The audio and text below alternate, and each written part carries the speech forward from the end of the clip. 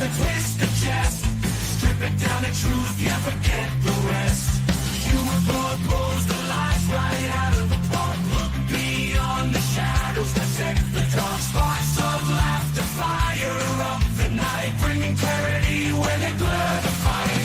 Cut through the chaos, yeah, the tangled lies. Steampunk Kelly with a set of clear eyes. Truths and jokes gonna rock this show.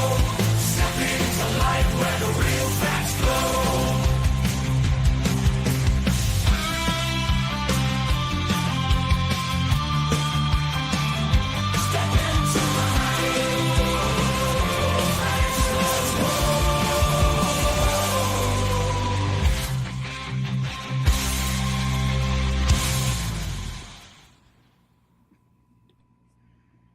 Hello and happy Tuesday.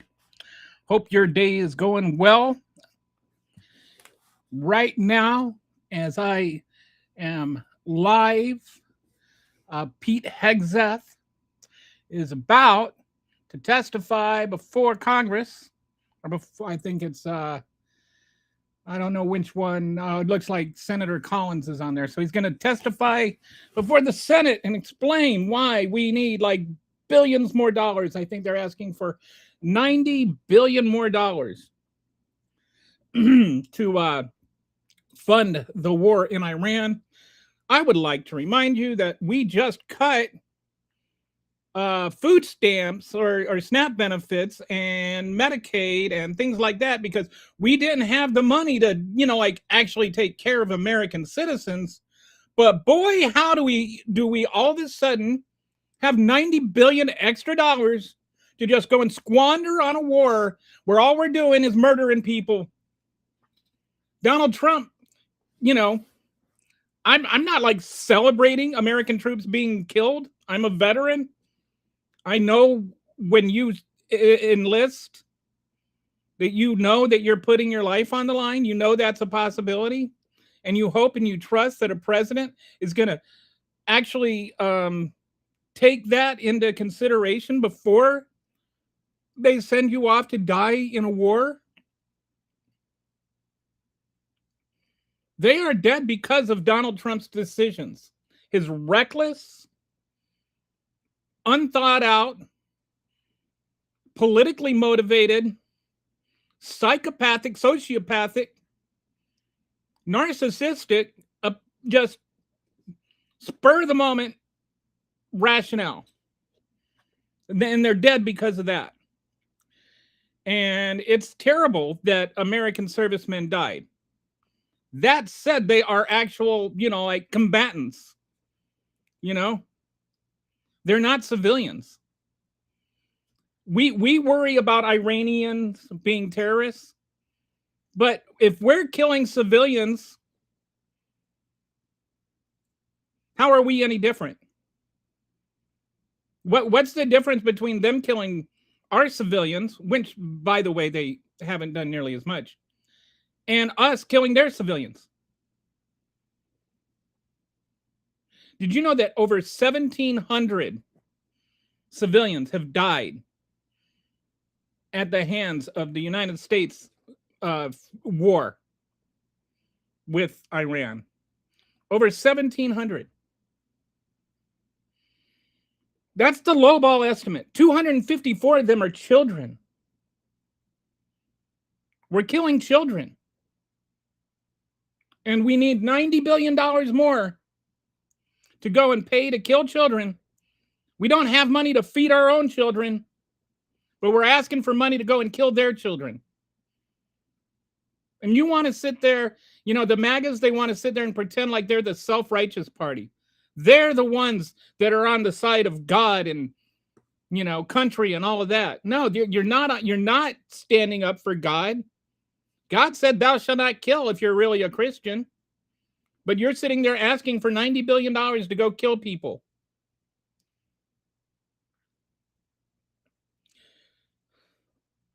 This war is getting insane, and it's not going to go away in a couple of weeks any more than it was going to go away in a couple of weeks 3 months ago or 4 months ago. And you have a gutless Congress and a gutless Senate that keeps giving more and more money and not having the gumption to say no, the testicles. Pete Hegseth sits there and talks about testosterone as though he's like, I don't get the MAGA obsession with testosterone, but a real man would tell Donald Trump no. A real man doesn't cower in the face of being asked to do something that's immoral. A real man says no when challenged. Pete Hegseth is a beta.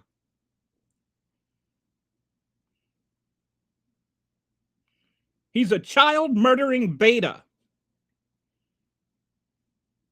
And now he's sitting there, he's asking the U.S. Senate. Right now, as I speak to you, he is asking the U.S. Senate for $90 billion more dollars.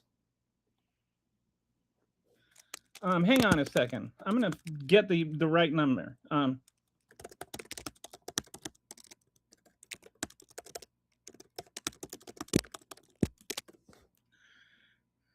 In the One Big Beautiful Bill Act, I'm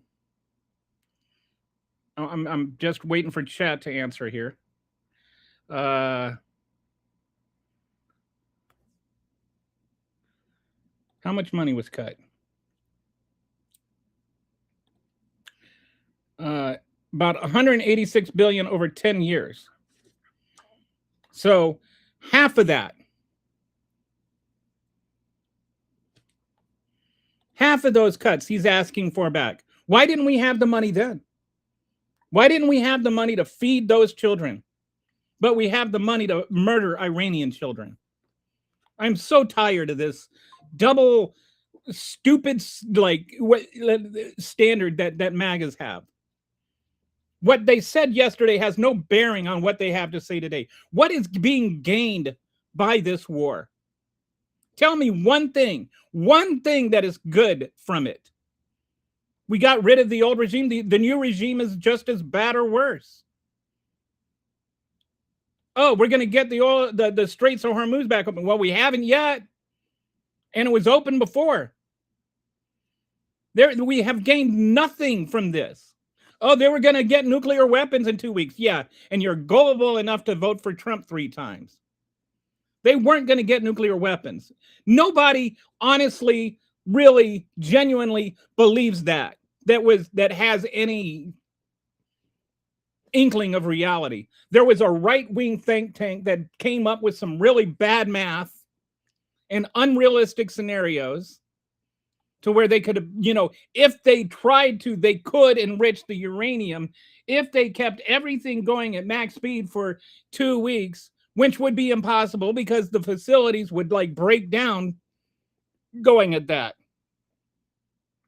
It's like saying, oh, I can get from point A to point B if I jump in my car and just smash the accelerator all the way to the floor, in spite of the fact that there's turns involved, other cars on the road. You're not going to get anywhere. You're going to crash.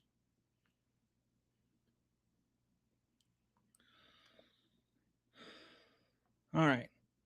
So that's my introduction. That's what we're talking about today. We'd probably end up talking some other stuff. Right now, it seems like the MAGAs haven't jumped on the thread yet. So I got some comments from Walter here. If you are on YouTube, I think it should be on all the channels, but I typed a link. I added a link to the description column. If anybody wants to come on and talk to me in person, they're free to do so. I just asked one thing, that we be respectful towards one another, let each other talk and respond to one another's points. So Walter says, afternoon. Do we have any estimates on casualties in Iran? The war has been so closed off to the media in the field and in the Pentagon. Yeah, I just looked that up. Good question. I looked that up right before because I was curious too. I've noticed that we don't talk about that. Whenever we talk about casualties, it's like the 16 or 17 servicemen that have been killed and the 400 that have been injured. It's always just connection to our soldiers. And this is why I was just trying to say earlier, I think that the president of the United States needs to be very careful when he puts the lives of American servicemen in jeopardy they need to actually be fighting for something worthwhile, not for his ego.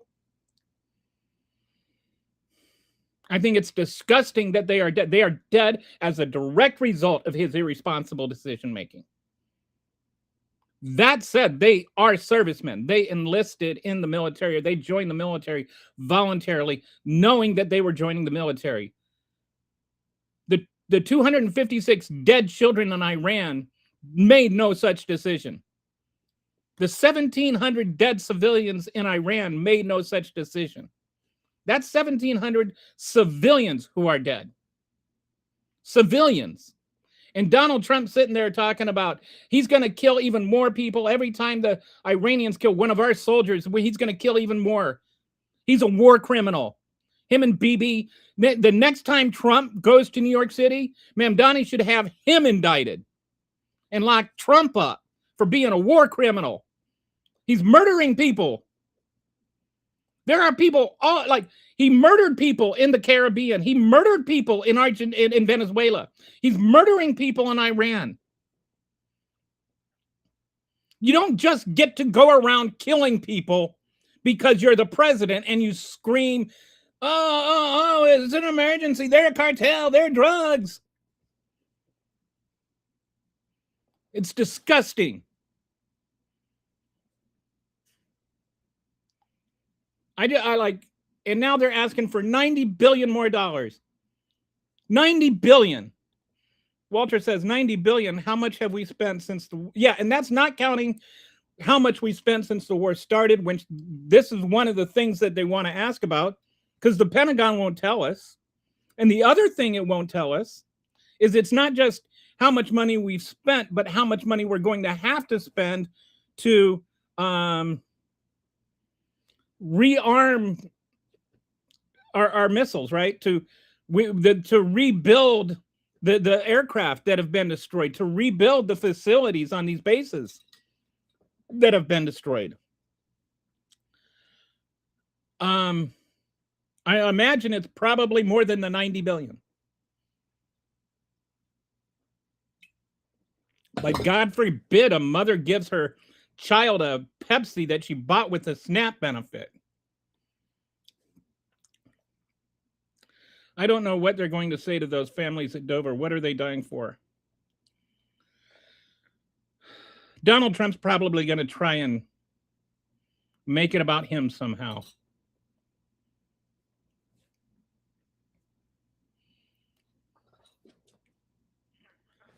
Donald Trump will definitely. Walter, did you catch the whole thing where he tried to photobomb the Spanish soccer team when they were taking their victory thing? And he's such a, like, I try to think of something that's disgusting enough. Like, if there was like an infected wart on the testicle of a monkey, and then that infected wart on the monkey testicle had like pus oozing out of it, and that pus oozing out of it was being consumed by a flea. Trump is lower than the pus eating, the monkey testicle infected wart pus eating flea. Like, I cannot think of something disgusting enough to really quantify how disgusting Donald Trump is. And you get these people, oh, he's the greatest president ever. He's the greatest president ever. Can't have a fact-based conversation with them. They just say stupid things. And you ask them to explain it, and they just get stupider. And then you ask them to explain it again, and then they call you stupid. Or they say you're lying, or whatever. So tired of MAGA. So tired of Trump. So tired of just needless wars. And I'm not just talking about this war. Does MAGA really think that Democrats were all on board with the Afghan and Iran wars? We were the ones that fought against it. You guys, the Republicans, were the ones that pushed it. You may have forgotten, but George W. Bush was a Republican.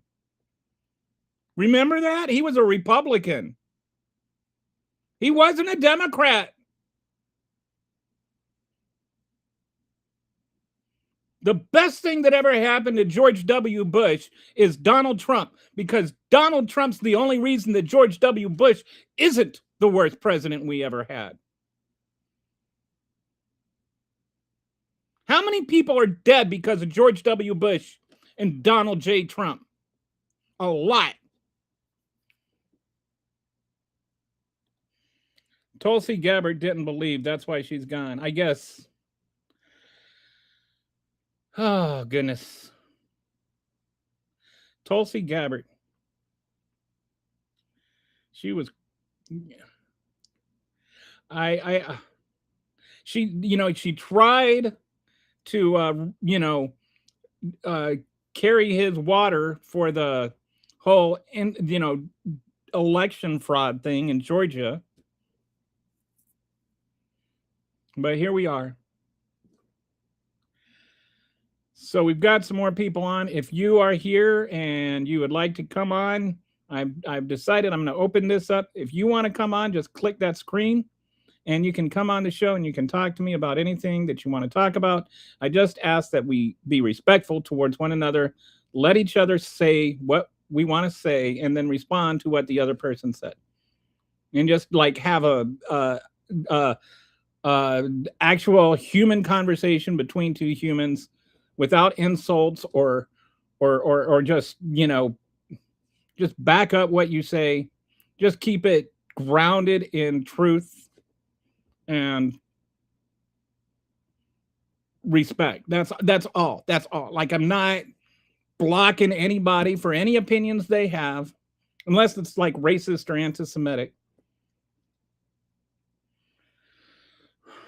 And you can't swear because it's a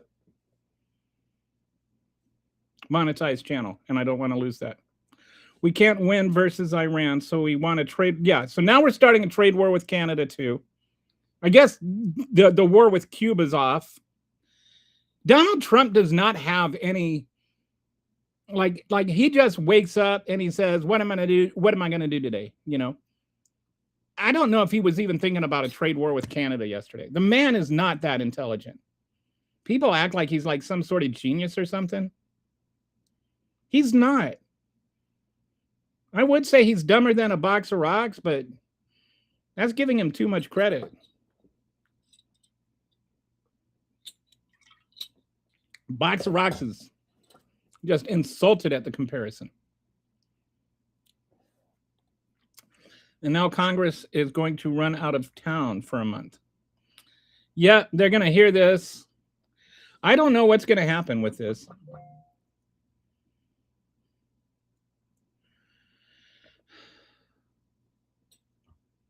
Congress is so feckless. The whole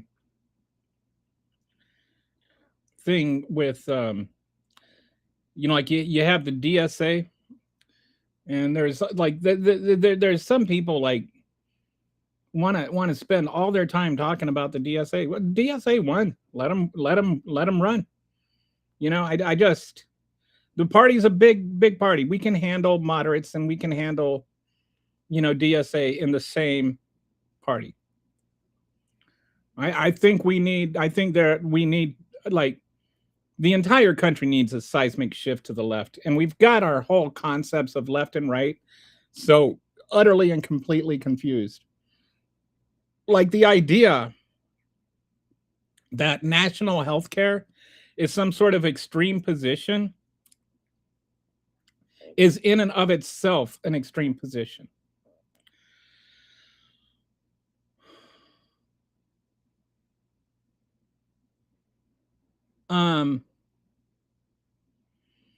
So Evan says Jesus loves you.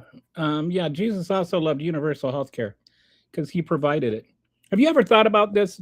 If you look at Jesus's ministry in the New Testament, Evan, he basically did, you consider what he did. One, he taught, right? Gave free education, never charged for the education. Number two, he provided healthcare. He healed people. Never once charged anybody for the healthcare. Three, he gave people, the fishes and the loaves, right? He provided free food. And he even brought the drink. He even turned water into wine. Wasn't against booze. Just drink responsibly, maybe. But yeah, he was the original BYOB. He didn't just BYOB. He made his own B. Um, but what he did not do was go around condemning and judging people. The only people that he actually condemned and judged were the people who were condemning and judging people, like the Pharisees and their long phylacteries. The phylacteries were these things that they wore to show how righteous they were. And he was kind of like telling them, you missed the whole point of the law. The point of the law was not that you have to do it. The point of the law was to show you that you couldn't. But they would sit there and kind of ignore their failings, and then they would look at other people's failings to make themselves feel better about themselves. And Jesus was like, dudes, you missed the point. You missed the point. And yeah. So Jesus loves you, but I would say, yes, Jesus loves me, and Jesus loves you, and Jesus loves the transgender people, and Jesus loves the gay people, and Jesus loves the MAGAs. Jesus loves everyone. It says God so loved the world that he gave his only begotten son. It doesn't say God so loved the people that agreed with him, right? Jesus loves the Muslims. Jesus loves the Buddhists. But that does not mean, like, I think that we have conflated our politics with Jesus so much that most people have no idea who he is or what he did. We don't have money for health care, but we got plenty of money for jet flyovers, and Donald Trump's, little, vanity project. This plane that's now going to have more this screaming emoluments clause violation that the Supreme Court was gutless enough to just pretend wasn't an emoluments clause. But the founding fathers did not put the emoluments clause on there thinking that, well, it doesn't technically count if it's a gift to the president and not the person. That's the dumbest, stupidest rationale you could think of. Thomas Jefferson and what's his name, the Madison, they would be laughing at that decision. They would be like, no, dude, that's not what we meant. And you call yourselves originalists? By the time he's done, he's going to have a tax-free $1 trillion airplane that he can fly wherever he wants, whenever he wants. And nobody else is ever going to fly on it. Oh, but it's not his. It's not his. It was given to the president, not to the person. What a bunch of hogwash. Of course, the big question about Jesus, did he leave a 15% tip at the Last Supper? They didn't tip them. They just actually paid their waiters and waitresses a living wage. If you've never, if you ever go to Europe or anything and you leave a tip, they'll actually be offended. They're like, what is this, charity?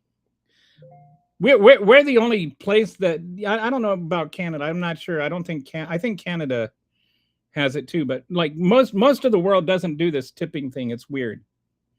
Most places they just pay their employees.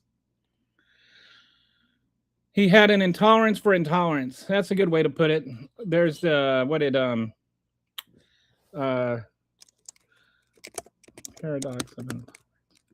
of what's his name?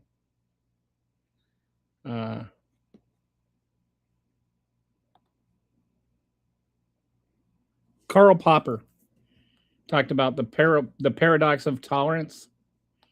And basically the idea is the only thing you can't tolerate is intolerance, or is tolerance. Or how do I put this?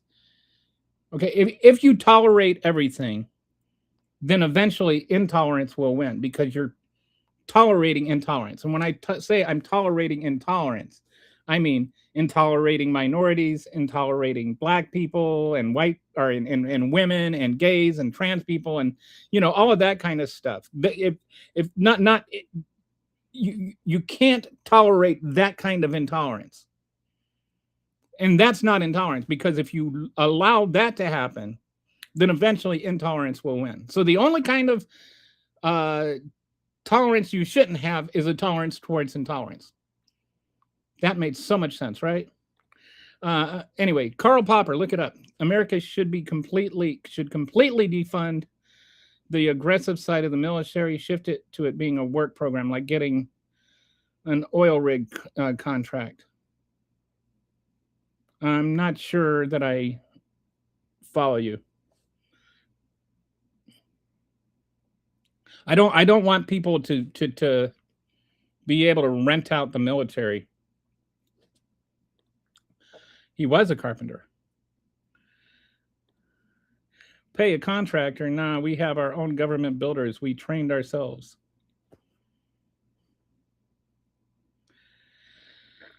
How you doing today, Dusty?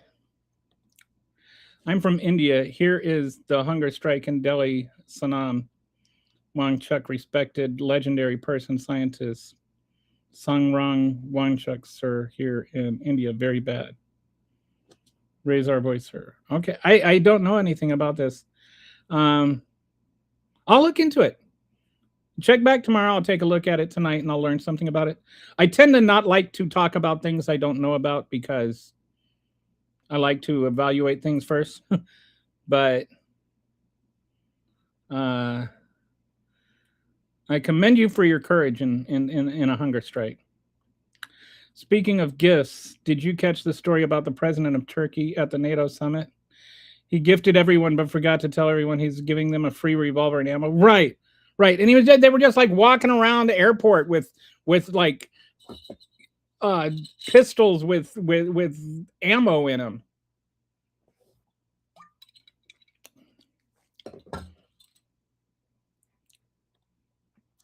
India is unfortunately a perfect example of what happens when you let people be exploited. Keep fighting over there. It's going to be multiple generations to equal rights.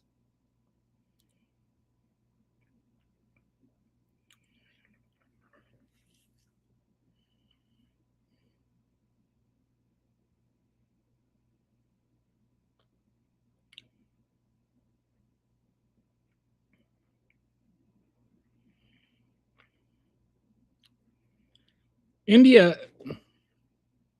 is going to have a hard future. There are already, like there's already this inequality. You know, I learned everything I needed to know from Slumdog Millionaire. I'm just kidding. But it's going to get worse, I think, because of climate change. And like a lot of times we think of climate change as just being like, it getting warmer. It's like a different way of saying global warming. But climate change is not just the air is getting warmer. The North Pole is warming up faster than the equator. I don't know if you know this, but it's not like a uniform temperature change across the planet. And like it's warming up faster in the north than it is on the equator in the south. And what that means is that the temperature difference between the North Pole and the equator is getting smaller. And so climate is basically affected by a couple of things, like the air moving, what we call wind and wind patterns and stuff like that, and water moving, like currents. And so like there's this current that goes from the Gulf of Mexico all the way up to Europe, and it brings with it all this warm water. And that warm water is what warms up Europe. And that's why Europe's climate is actually comparable to North America, to America's, the US, even though if you look at the latitude, it's actually more in line with Canada than the United States. It's because of that warm water that's being carried from the Gulf. What happens with climate change is that temperature difference gets smaller, so that um, the movement of entropy depends on the heat difference. So, like if you open up your freezer and the you get that blast of cold air, right? Actually, that's not all the air rushing out of the freezer; it's the air rushing into it. It's the hot air rushing into it, and including the heat on your face, and so it feels like all that air is going into the is coming out at you, but it's actually going into the freezer because things move from hot towards cold, which is why like that current moves from the Gulf to Europe. And then the smaller the temperature difference, the slower the movement is. And so when you reduce that difference, you reduce the speed of that current, which affects climates. You see where I'm going with this?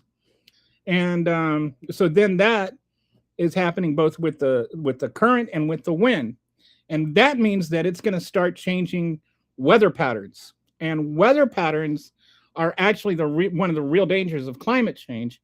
And so I didn't forget where I started from. In India, there's like they have like monsoon seasons, and a lot of their agriculture is based on a predictable monsoon season. But what's going to happen in India is with the climate changes, you're going to start having areas where that are either going to be flooded all the time or they're going to become deserts. And so it's going to really affect how much crops they can grow. And this is in what is now the largest populated country in the world. So anyway, I know that's a lot of actual reality for MAGAs to absorb. So, and it involves physics and stuff. So, but anyway. Okay. Read the prior comments for context. I'm doing good, Pain, but I have a bunch of tamales. Tamales. Hi, any thoughts on China signaling their global power lately? Buying U.S. gold, lowering oil imports, outpacing U.S. AI, etc. I haven't looked into it. And I'm not sure what I'm not sure that everything China does is based on like signaling something to the U.S. I think China is just developing. It's on its own, and we tend to, we tend to like exceptionalize everything to make everything about us. So everything China does is about us. I think China is just trying to, advance as fast as they can on AI, or trying to advance their own economic situation. I'm not sure that it all is some sort of flex towards the United States. I think China has actually made some really good advancements in AI and 5G and clean energy. Like some of the technology they've developed is really amazing. And I think we could learn from China. I think we need to stop making everything a contest. I guess the Visa gift card was not good enough. Extreme inequality. Extreme. Where does, let me ask chat this question. Where does India fit on the Gini index? Do you guys know what the Gini index is? It's not something that we talk a lot about here. The U.S. is not. The World Bank's Gini index, which is the most commonly cited international measure, gives a Gini coefficient of 25.5. Oh, that one's actually not that bad. Actually, India is better than the U.S. That's interesting. Of course, there's the other side of that is it's doesn't say what like that inequality doesn't necessarily mean everybody is poor. um, India is one of the few countries where the World Bank's Gini index is widely debated. The reason is that the World Bank figure is based primarily on household consumption surveys, not comprehensive income or wealth data, because very wealthy households tend to save and invest much of their income rather than spend it. And are okay. So that explains it. So basically, the Gini index, the data for India on the Gini index is not very good. For index, India has even larger wealth division than America. Its current Gini index is actually like a measure of wealth inequality in a country, and the smaller the number, the better you are. The U.S. out of the industrialized world, the U.S. is last, and it's last by kind of a lot. Like some of the countries around the U.S. are countries like China's better than the U.S. Iran is better than the U.S. Like uh, we have pretty severe income inequality thanks to trickle down economics. It's interesting that India is not more involved in the whole shipping issue in the Persian Gulf and Red Sea. Many of their citizens are doing the merchant seaman thing.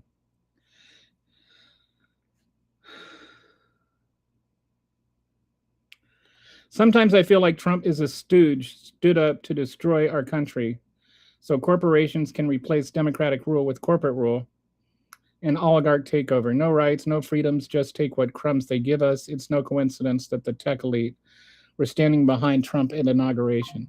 And let's not forget that Trump would fancy himself as one of those oligarchs. It's not like he was just some pauper that they propped up.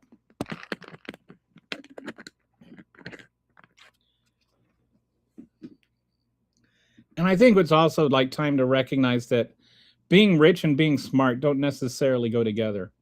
Like Elon Musk does not really. I'm not saying Elon Musk is stupid. I'm just saying he's not a genius. He's not. He's really not. I mean, he's not.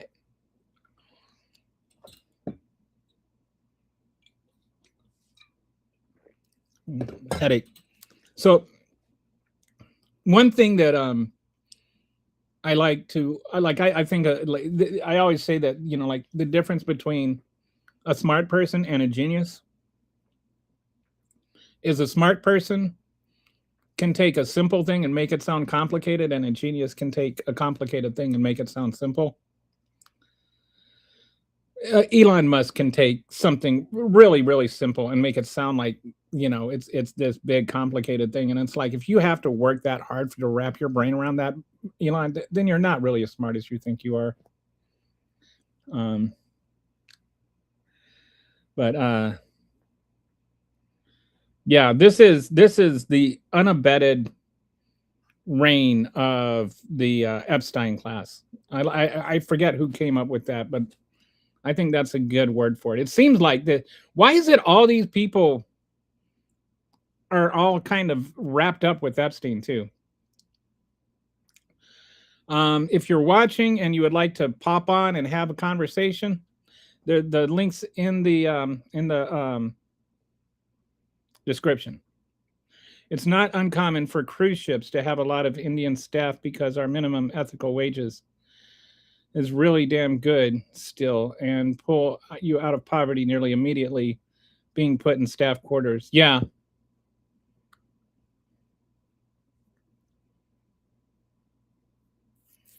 I think that I'm not sure. Are they bound by whatever laws they're the flag they fly under? Or, I don't know. I love how Trump is now making war on our allies again. Now we're messing with Canadians. Are we going to have any friends left? Why? How do you piss off Canada? Canada's like the nicest guy,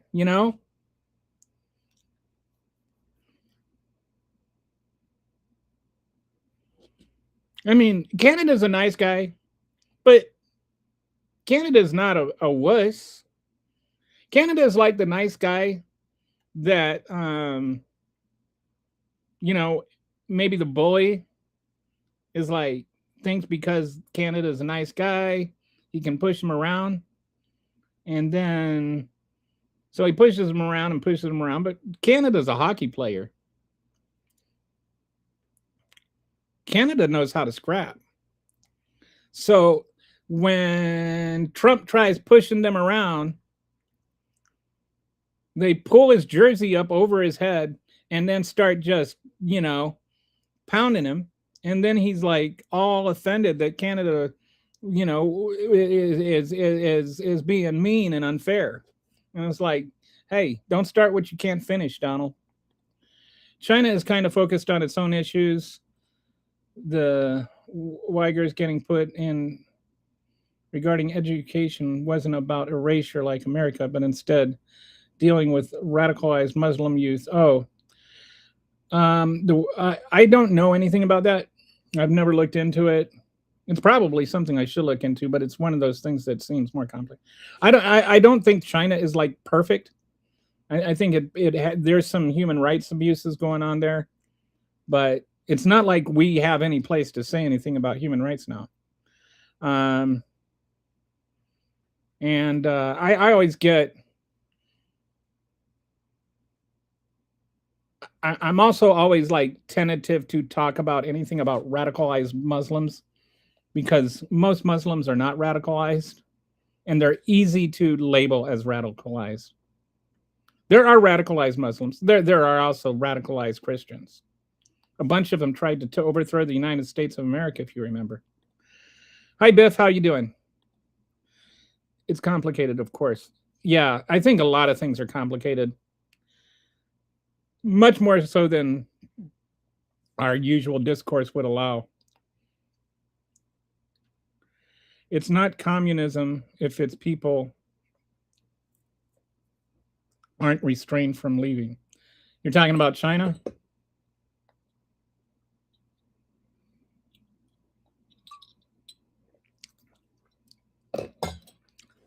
This is if you never had it, it's called Tapachi, I think. It's like you make it from fermented pineapples. It's really good. It's like pineapple soda, homemade pineapple soda. According to my liberal aunt, America is the poorest. She lives in an ivory tower.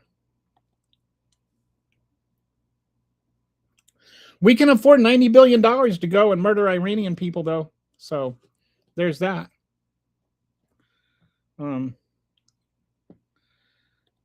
Bad is here in the U.S. It's bad here in the U.S. Frig Reagan. Yes. The whole trickle-down economics, the reason that the economy is suffering is that rich people don't have enough money because the poor people are hogging it all. Oh, Jesus Christ, another leftard on a live stream. Well, that was an insightful comment. The new economic power will be the agreement between Canada, India, China, Indochina. This is one of the things. Like, okay, so you look at Donald Trump's trying to blow up the agreement he just made with Canada and Mexico, right? He's complaining about Iran. You can't make a deal with them because they're going to just, break it up as soon as they sign it. That's what he does. We made a deal with Iran. We ended the deal with Iran. Iran did not end the deal with us. Donald Trump ended the deal with Iran. And you say, oh, well, that's because Obama made it. Well, there's got to be continuity between presidents, right? Like, we don't sit there and have an Etch-a-Sketch with every country in the world and just reset it every time there's a new president that takes office. And the NAFTA 2.0, that was Donald Trump's deal, and he just junked that too. He just scrapped that. He said, this is a terrible deal. Well, then why did you talk about it as the greatest deal ever when you made it, Donald? You're not alone. My own mother thinks Israel is oppressed while being backed by the USA constantly.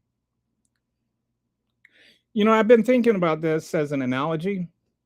Have you ever tried to balance, like do the thing where you balance a broomstick on your finger, like on your fingertip, right there? And the trick is you put it on there and you hold it up like this, and then you let go and you look up at the top of the broom, and then your hand will just follow automatically. Like you don't have to try to balance it. It's just your hand follows the top of the broomstick. But if you try looking at your hand, then it's just gonna fall over. And I've been thinking about that in like in terms of how we form our opinions and how we talk about politics. And the I think we do a lot of things backwards. We look at what our opinion is and we defend our opinion, and that's like looking at our hand. Actually, our opinion should actually be somewhat flexible and move around as we gain new information, right? As other things happen, maybe even like with me, like with Plattner, when some of the stuff first came out, like I looked at the Nazi tattoo thing and I didn't know what that thing was, so I thought it was pretty believable that somebody could get that tattoo without realizing it's a Nazi tattoo. So I looked and, you know, did he have, you know, he had some problematic Reddit posts, but none of them were like really Nazi stuff. Like he wasn't sitting there talking about how great Hitler was or anything. You know, and didn't have all these, you know, like the Nazis, they have the American Nazis, they have all this, you know, numerology and stuff. And apparently, you know, there was none of that stuff. The kind of stuff I would expect to see from a Nazi that had a Nazi tattoo on purpose. And so I said, cut the man a break. Then the other stuff came out, and then that was new information. When I got the new information, I was like, no. The Republicans can elect rapists. We do not. So I changed my opinion with new information. So that's what I mean. You keep your eye on top of the broom, and your opinion might move. Your opinion might adjust as that new information comes.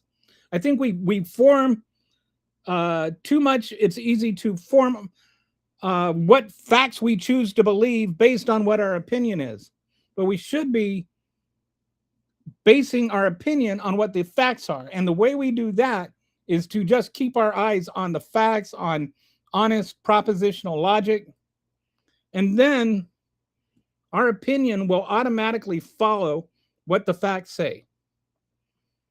And our problem, to your point, Dusty, is we don't focus that much on the facts. We focus more on our opinions.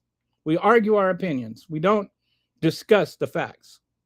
And that's why you get people that say things like, Israel is oppressed.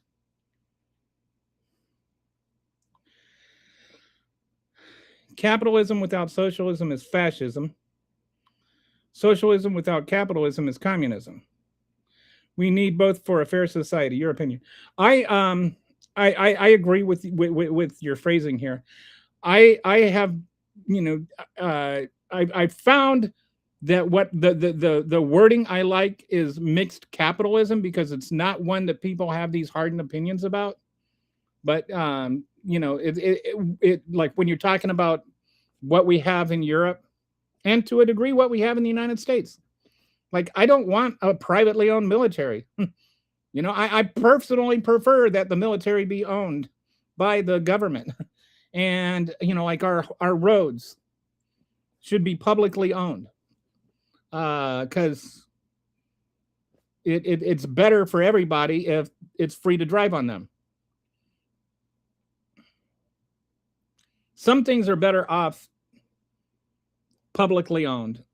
But I also want to be able to, have people have businesses and determine their own futures and what they want to do for a living, and innovate and produce new things and come up with ideas and have a profit incentive. I think we need both of those things. We need to have the things that are better for society to own should be owned by society, and the things that are better for to be privately owned should be privately owned. Like, and I think that there's maybe even like some things, maybe some of both, like healthcare. Maybe we're better off with the hospitals and the doctors being private practices and not a state-run medical, but the state pays the state pays for it, right? Right, like the state acts as the insurer.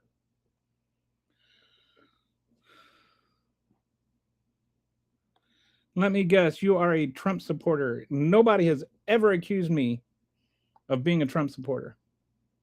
I have no idea where you got that guess from. The ship is bound. I'm serious. I have no idea. I think I referred to him earlier in the show as a flea sucking on the infested pus of a testicle on a monkey. So yeah, I am not a Trump supporter. The ship is bound to the laws of the country of port. So flag they fly under, yeah. Einstein has never had to tell people how smart he was. Yet, I know a lot of smart people. Never heard a smart person. When I say smart people, I also mean educated. But I also mean smart. I mean, I know that you're going to have somebody, well, just because you have a PhD doesn't mean you're smart. Yeah, it kind of does, but that's beside the point. I hate it when people, oh, you can be a painter and be smart too. Yes, you can. I'm not saying you need to be a PhD to be smart, but I'm saying it's kind of hard to get a PhD if you're stupid. And if you've ever gone to college and stuff, like, yes, there is actual hurdles. It's not like, you can just go and dunk a basketball just because you like to jump. PhDs are hard to get. Einstein never had to tell people how smart he was. He's pretty much showed it with his theories. Trump always has to flap his lips about all his accomplishments, usually lies. For somebody that talks as much about how smart he is, I say it's like being a cool kid, right? The cool kids would never even, like the coolest kids wouldn't even know they were cool kids. You talk about them as one of the cool kids and they'd be like, what? They don't think of themselves as cool kids. I tell you one thing though. Here's one characteristic of smart people that I think is almost universally true. They're curious. And Einstein was curious. Right? What's his name? The other guy.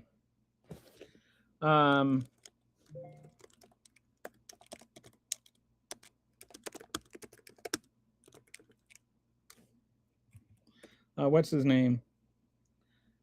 Feynman. Richard Feynman, who, if you've ever, he's got, his biography is really, really good if you've never read it. He was really smart and he was really curious. You find a smart person, or you find a really smart person, and I guarantee you they're curious. That's why they end up doing things. Because they're like, well, what is the answer for this? And then they go and they try and figure it out. The smartest historians are like, well, why is this way? And so they go and they look and they read and they learn and they find things out. Donald Trump is the most incurious president, with the possible exception of George W. Bush.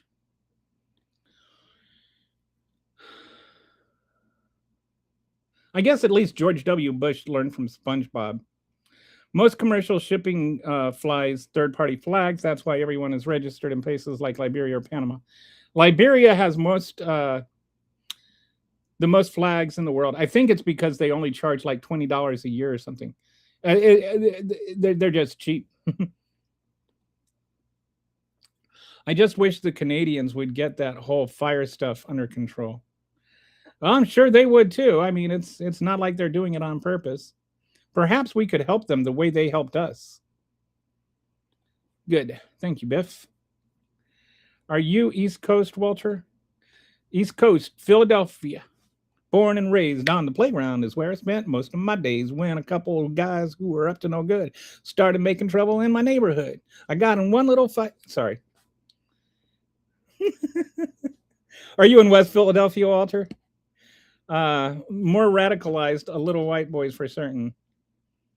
We might need a re-education to teach killing is bad and racism is literally an entity.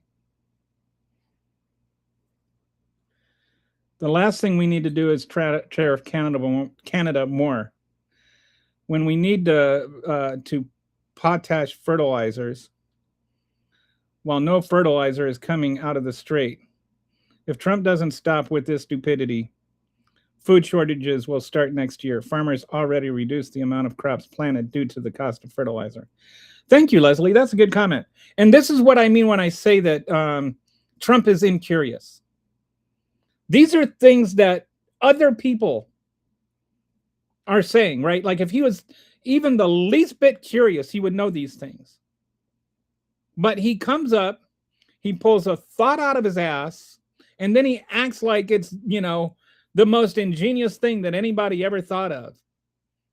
Like, oh, Democrat. See, oh, wow, I'm a creative genius. I came up with Democrat all on my own. I'm so smart.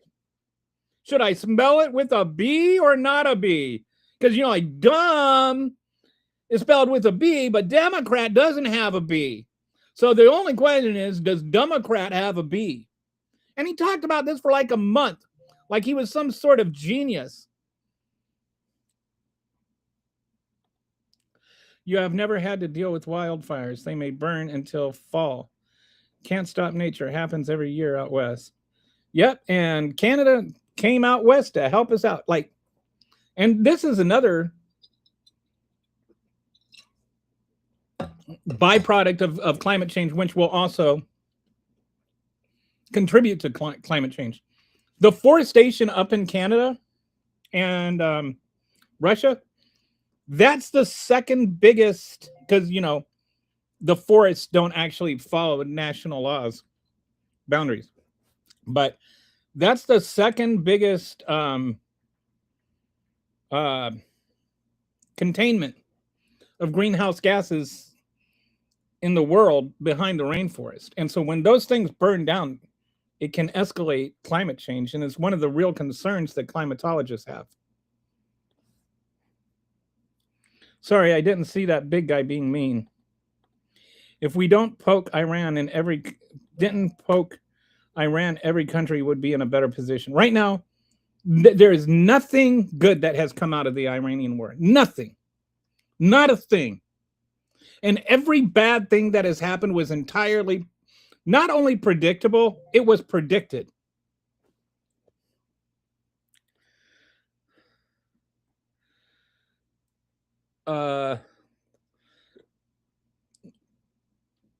Good lad. Thank you, sir.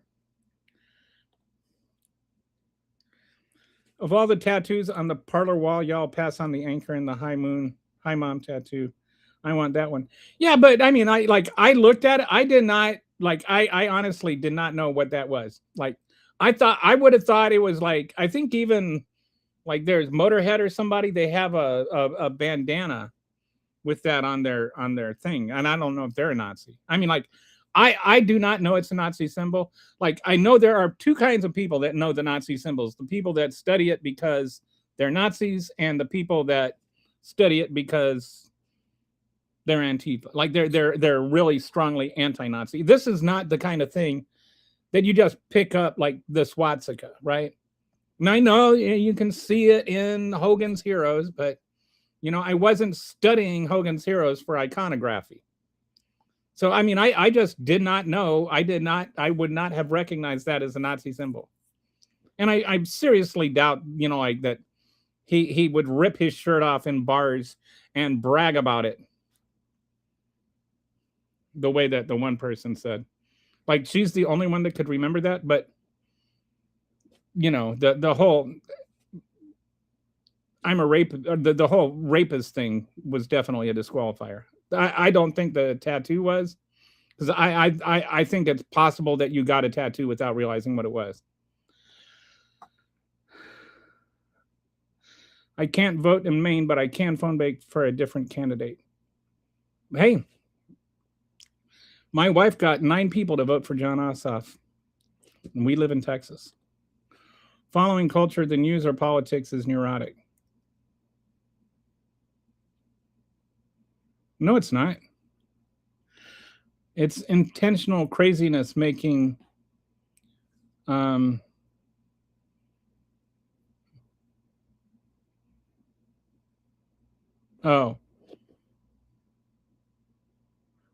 I think that not following the news or politics is neurotic.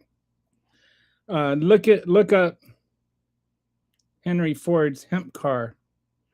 We can grow hemp for our own fuel. Okay, I'm going to do that right now because I never knew this thing was a thing. Did Henry Ford have a hemp car?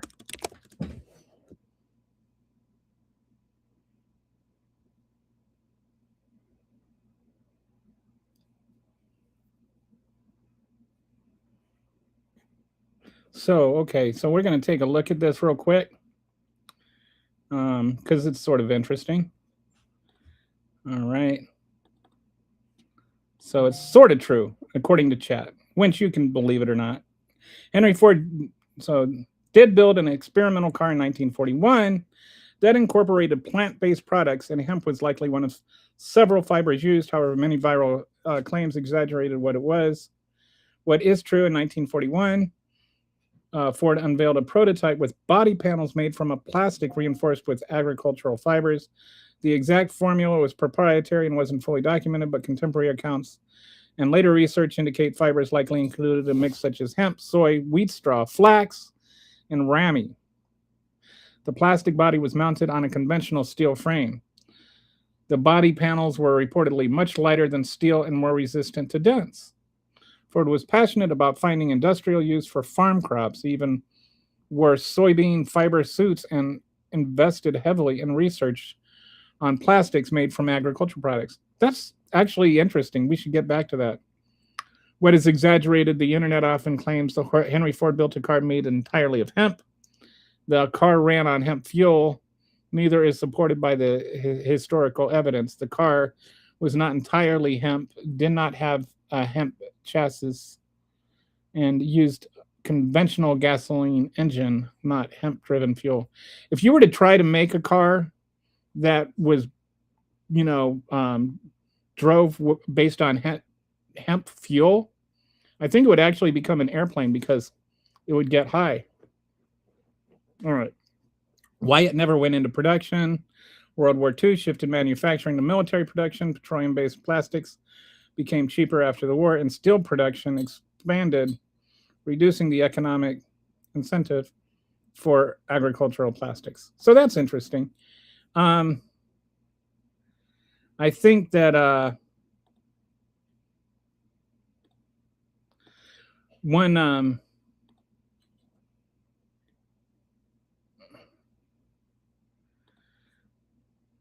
maybe we should get back into that. Because I know one of the big complaints about if we get rid of, if we, as we go off of fuel, then, into renewables, what about all the plastics and stuff? But maybe we can look into like developing plastics around renewable things like hemp.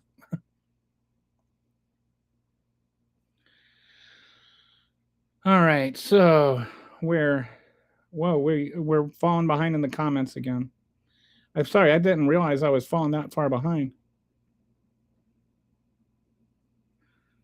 Because I didn't see that many people on. All right, so there we go. Trump. I don't know what the finger point. Einstein was a Freemason. Don't trust any Freemasons. Right. I pay my Masons. Knowledge is irony. The more you learn, you actually know nothing. Yeah, Charlie, I always say that there's 3 stages of learning. You don't know anything, you know everything, and you don't know anything. And it's only once you don't know anything that you know anything. because you know what you don't know. I don't know where he's. I think this is some kind of troll. You hate us because you ain't us, MAGA. Can't stop winning. Okay, what is MAGA won, Raptor? Can you tell me what MAGA has won other than the right to drive the country into the ground? When PhDs are laughing at how they're giving them put like candy, you are just blatantly wrong. Also, we lost the PH part in most submissions now. I don't know what that rambling nonsense is about. MAGA is Israel first and America never. Let's keep the chat on this topic, please. Or keep the chat on topic. Yeah, we're kind of. That's fair, Walter. America has the Epstein amnesia. Look up the Franklin cover-up and Ted Gunderson.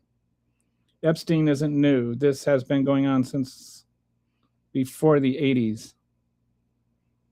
Well, I don't know what all that's about, but that doesn't mean we can't talk about Epstein because whatever this Franklin Gunderson or whatever.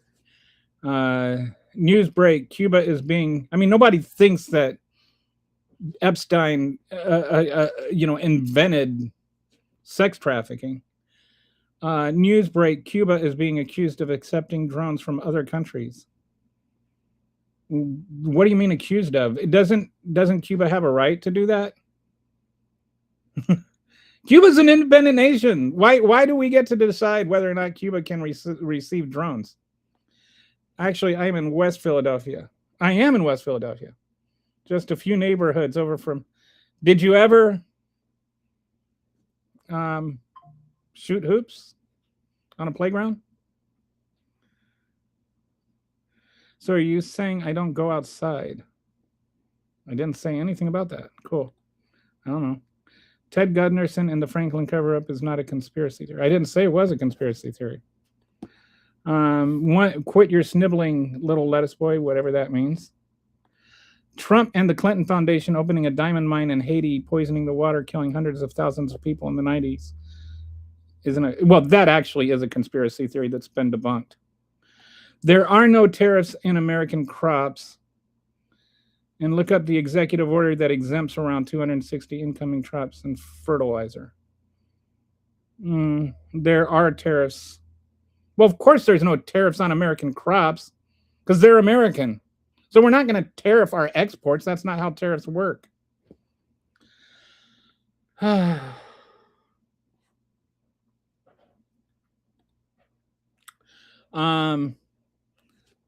And there are the concern about tariffs, or about the fertilizer prices coming out of Iran, is not to do with tariffs. It has to do with just the fact that they're not able to get out because the Strait of Hormuz is closed.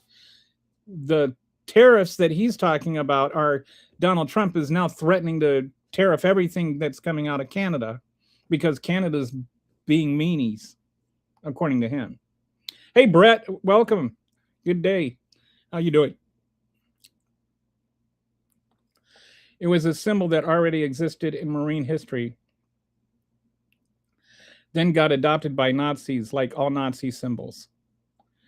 Yeah, I know about it now, but I didn't know about it then. I mean, it's like I looked it up and said, oh, okay, I know what it is now, but I don't think everybody is an expert on Nazi iconography. Trump and Putin suck. They do. And so does Bibi, by the way. And on that note, I would love it if Mamdani arrested Bibi. I think it's funny watching the Republican outrage over the idea of Mamdani arresting Bibi, as though like the notion of arresting a foreign leader that has a subpoena is all of a sudden, anathema. But when Donald Trump like sends American soldiers to go and kidnap the leader of another country, then that's okay. If one reads Mein Kampf, doesn't make you a Nazi, it makes you more observant and book smart. Okay, yes, if you're reading Mein Kampf to see what it says, I mean, like there are some people that can read Mein Kampf to understand where Hitler came from, right? And then there are people who can read Mein Kampf to, learn from it, not to learn about it. You can read it for either the right reasons or the wrong reasons. Our 2,500 nuclear warheads are worth more than all the printed cash by central bankers in the history of mankind. The interest on the national debt is unpayable. Inflation's what? Wow. That's a lot of capitals. And, I mean, and kind of disjointed and really doesn't have anything to do with what we're talking about. That's what the diesel engines were originally designed to run on.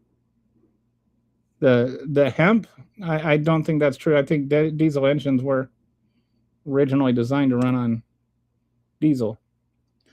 Mostly a guy spamming anti-Semitism mixed in with the previous small cereal of truth. I had to put them in time out because of the conspiracy mixed in. Okay, so guys, I'll tell you this. Dusty, Brett, and Walter are all mods. And if they put you on timeout, you earned it. The U.S. Liberty guy. Yeah, that's a troll name if I ever saw one. Like, people think that the U.S., like especially MAGAs, they act like the U.S. is the only country in the world that has freedom. We're not even like in the top 10 in freedom. I got some hemp-derived THC.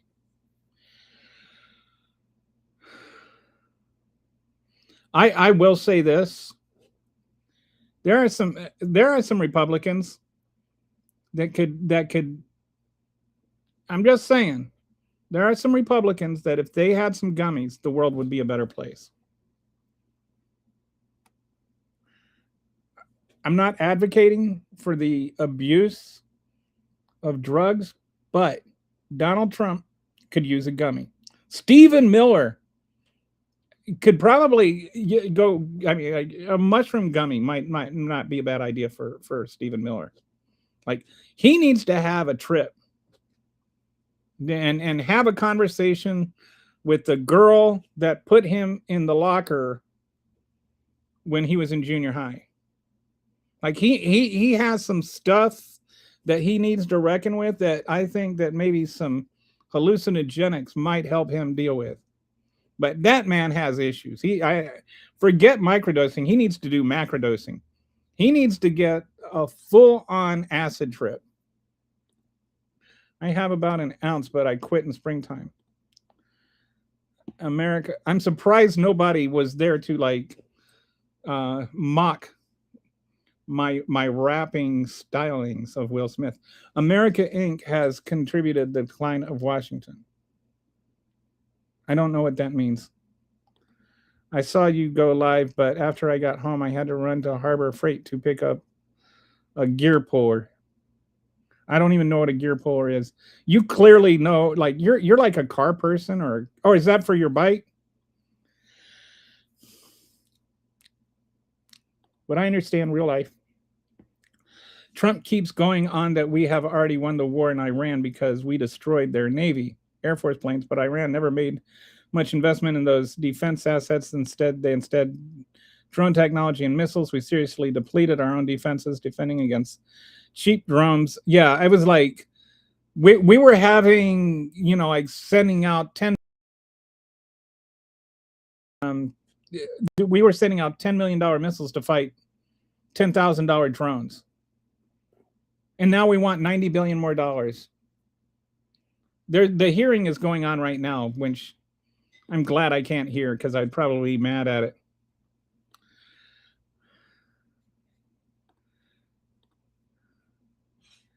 Maybe Pete Hegseth. I don't know. Pete Hegseth needs to just stop drinking. Bankers are the key. Rothschild are the printers of fiat lending money.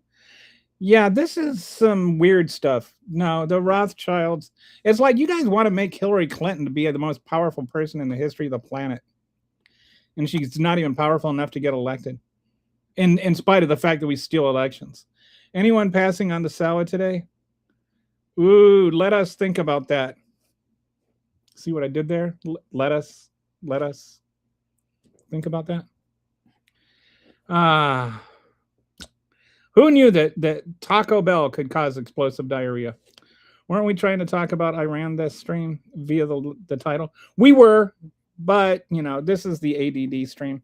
So yeah, the main topic is Iran, and who anybody else think that we should send Iran $90 billion more to kill more children so that we don't have to feed our own? I just personally don't think we need to prioritize killing other people's children over feeding our own. Call me crazy. Ships have to pay crazy fees for insurance due to the war. Yeah, and that's becoming a real danger. Is not just that Iran will shut down the Straits of Hormuz, because now the Hezbollah is talking about blocking this other passageway, and then insurance companies saying no, we're not going to insure that, and so then people are just going to be like not even going to try. All because Donald Trump just decided he had to have a war with Iran. And then he was talking about how courageous he was. Oh, trolls derailed again. Yeah. Did you guys block him? I seen a reporter ask Trump about Iran directly. If they were obliterated or something, why do we have to keep doing it? And he lashed out at her and called her a fake news. He was horrible. There was a segment on Fox where it's like, what's her name? Bartolomeo or whatever. Was like, well, I don't understand it. Like, she was like, you could what? It wasn't like she wasn't arguing this rhetorically. She was trying to reconcile the thoughts in her head. It was like live struggle with cognitive dissonance. And she's like, I don't understand if we've destroyed the Navy like Trump says, then how can they be still blocking the Straits of Hormuz? How are they doing it without a Navy? I don't understand. What's going on? I mean, like cognitive dissonance live. And without a faith, it is impossible to please him, for he comes to God must believe that he is, and he is rewarder of those who seek him. Okay, yeah, you must have this confused with the Bible channel. I still live Nancy Reagan's advice on drugs. I think some people need to just say maybe, though, like, or occasionally. Like, Stephen Miller needs to get, like, he needs an acid trip. $565 to replace broken ice maker in a 3-year-old fridge. I'm sure the parts are imported. Thanks to Trump's tariffs. Wow. That sucks. Hello, Harry. I was trying to log on yesterday. I saw some of your comments. And, yeah. So that was quite a game. What did you think of Trump trying to photobomb the celebration picture?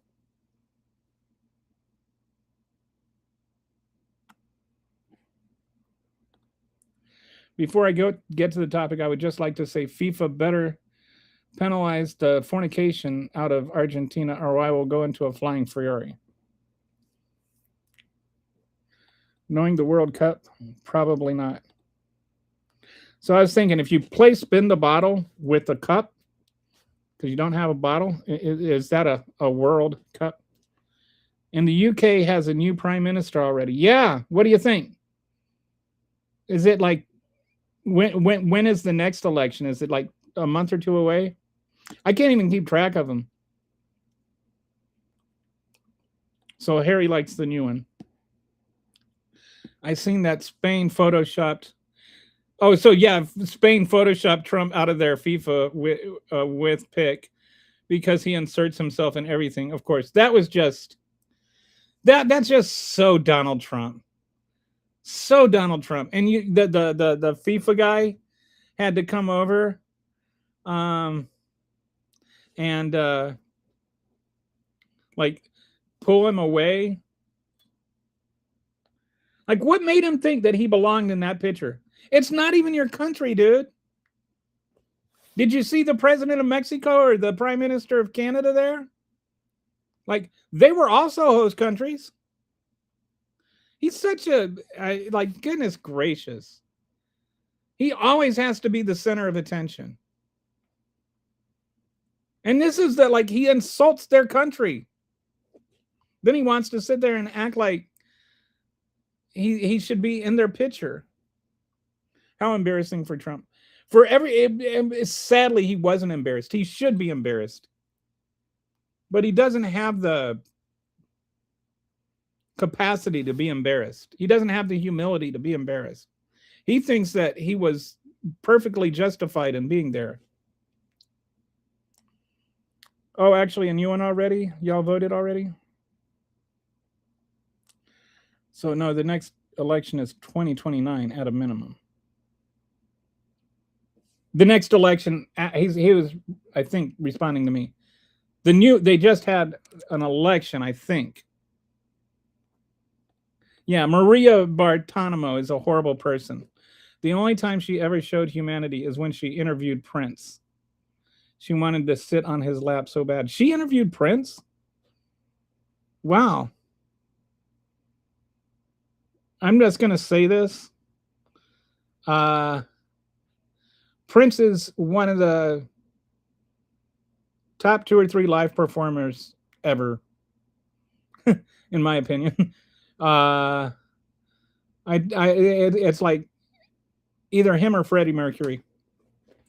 Like, those are my top 2, and I can't pick between the 2 of them. But Prince was a musical genius. Like, he could just pick up an instrument he never played and perfect it in like 5 minutes. But is the subject to the discretion of Andy Burnham, the new prime minister, as they get to advise the king what day the election will be. So he's the prime minister now, and then there's going to be another election, or is this the next, like, he won an election and now the next election? Because you guys don't do it like we do. We have like every 4 years or whatever, and then in England, the prime minister can just call for an election anytime he wants or something.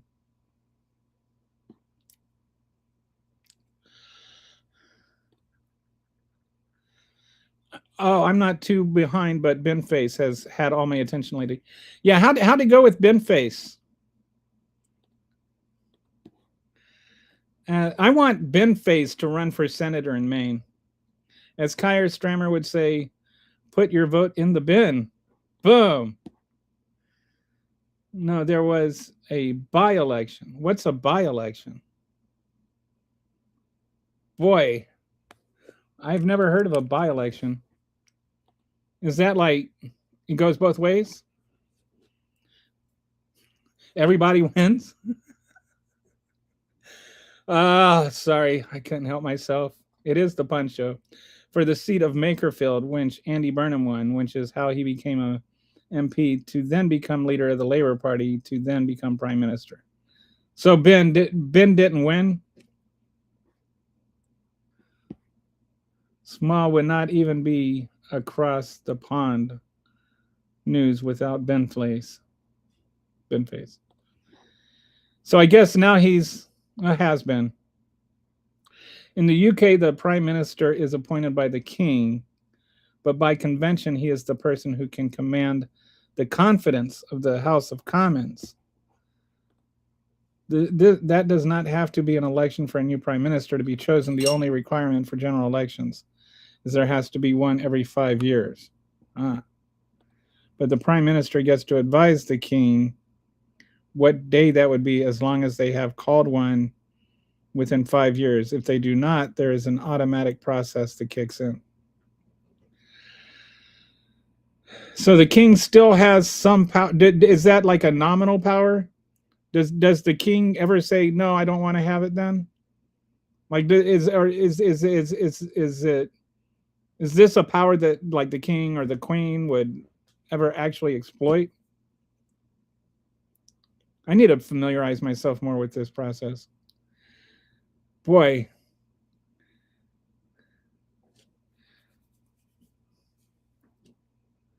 There's a Trump joke in there somewhere.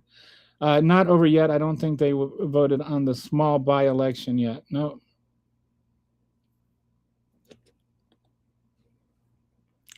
No, Count Binface is now running in the seat of Clacton on C, so that is a separate election. So he's not a has-been.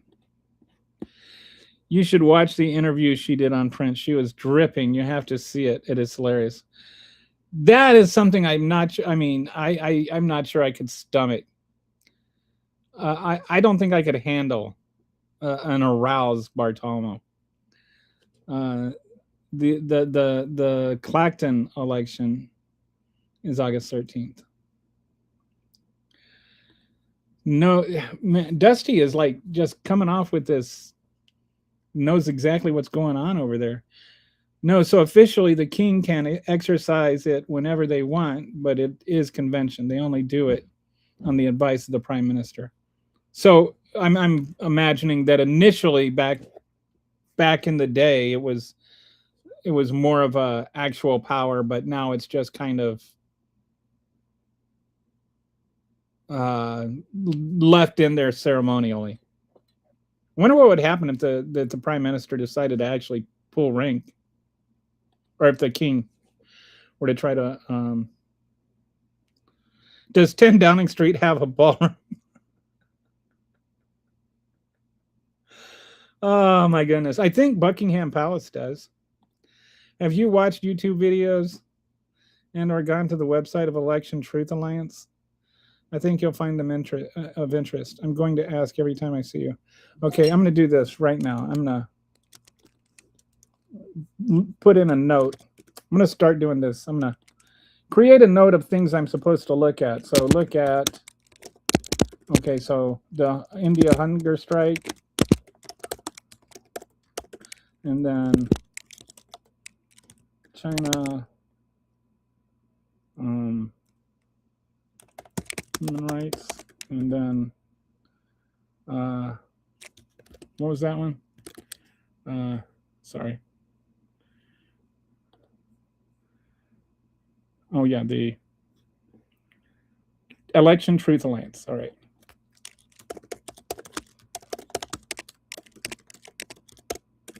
All right. I have not looked at it yet, but I put it down in a note. I just started this just for you. I'm keeping track of notes of things that people ask me about, but I don't feel confident to say anything about because I don't know anything about, and I'll look into it. And if you come back tomorrow, then I will give you my opinion.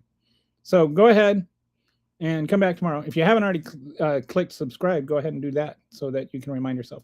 But I'll look at it after the show today, and I'll let you know tomorrow. It's more like a mayor of a district, Clacton. Okay, I can't translate stuff from here, so I don't know what that means. Yeah, I can't translate that from Restream. I think there's probably a translate on the YouTube stream, but I can't translate it here. So sorry.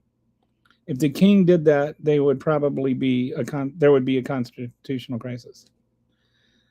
So yeah, sorry. I can't read that. I don't know the language. Sorry, mods, don't know Russian dialects. I don't know if there's a translate button or something.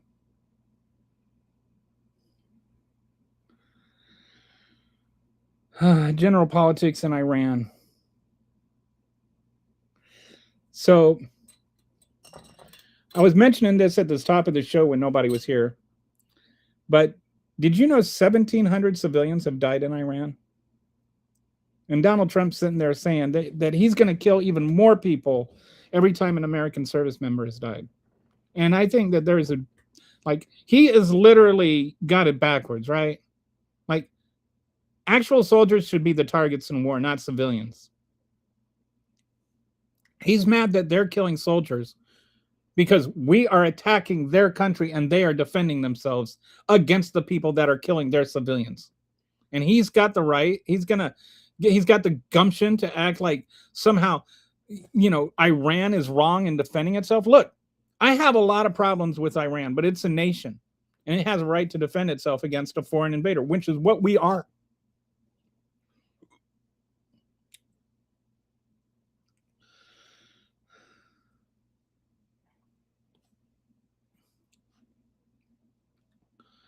So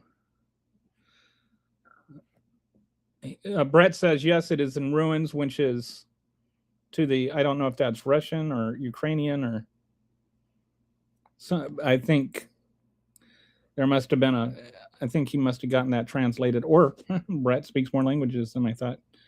America is the terrorist. And I've said that. When, if Iran killed 17, how many people died on, hang on.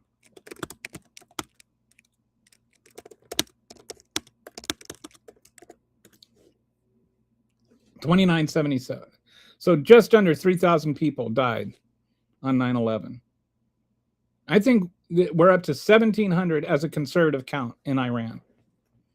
And I think we've done more structural damage. So, and Iran didn't have anything to do with 9/11, by the way, but we're the terrorists. We are using violence to achieve political ends. How is that not terrorism? He's speaking Ukrainian. So what is he saying? I would just translate, but there's no translate function here.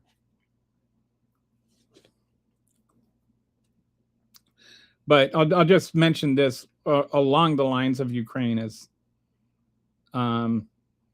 Russia is the bad guys and Ukraine is the good guys. Ukraine is actually pretty much in the same position as Iran, right?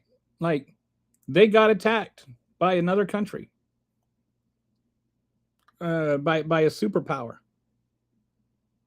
And they're just fighting to defend themselves. We don't sit there and complain that Ukraine kills Russian soldiers.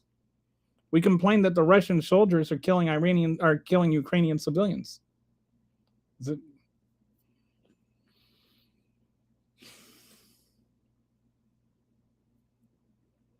My local furniture store has "We Stand with Ukraine" signs in the windows. He said the world is in ruins and asked what we are talking about. Ah, yeah. Okay. Do you speak Ukrainian? Do you speak Ukrainian? Or are you using the translate function, Brett? But yeah, I think it's really sad. Even did you notice? Did you hear? Did you see this? Guess who came around on Ukraine? Not the first person I would have expected. But she went to Ukraine, saw the mass graves, and admitted she was wrong. Laura Loomer. MAGA even lost Laura Loomer on the whole Russia thing. I was not expecting that. Laura Loomer is not the sanest person in the room. When they've lost like Laura Loomer. And I'm imagining there's going to be some sort of schism there. It's like Tucker Carlson, Laura Loomer, Will Shapiro's whole thing is starting to fall apart, or Ben Shapiro. You've got like there's some sort of, he's wigging out. Tim Pool's still trying to get tall enough to fit into his own hat. It's coming up short though. He's complaining about the left being platformed by foreigners, which is kind of hilarious because he was platformed by foreigners.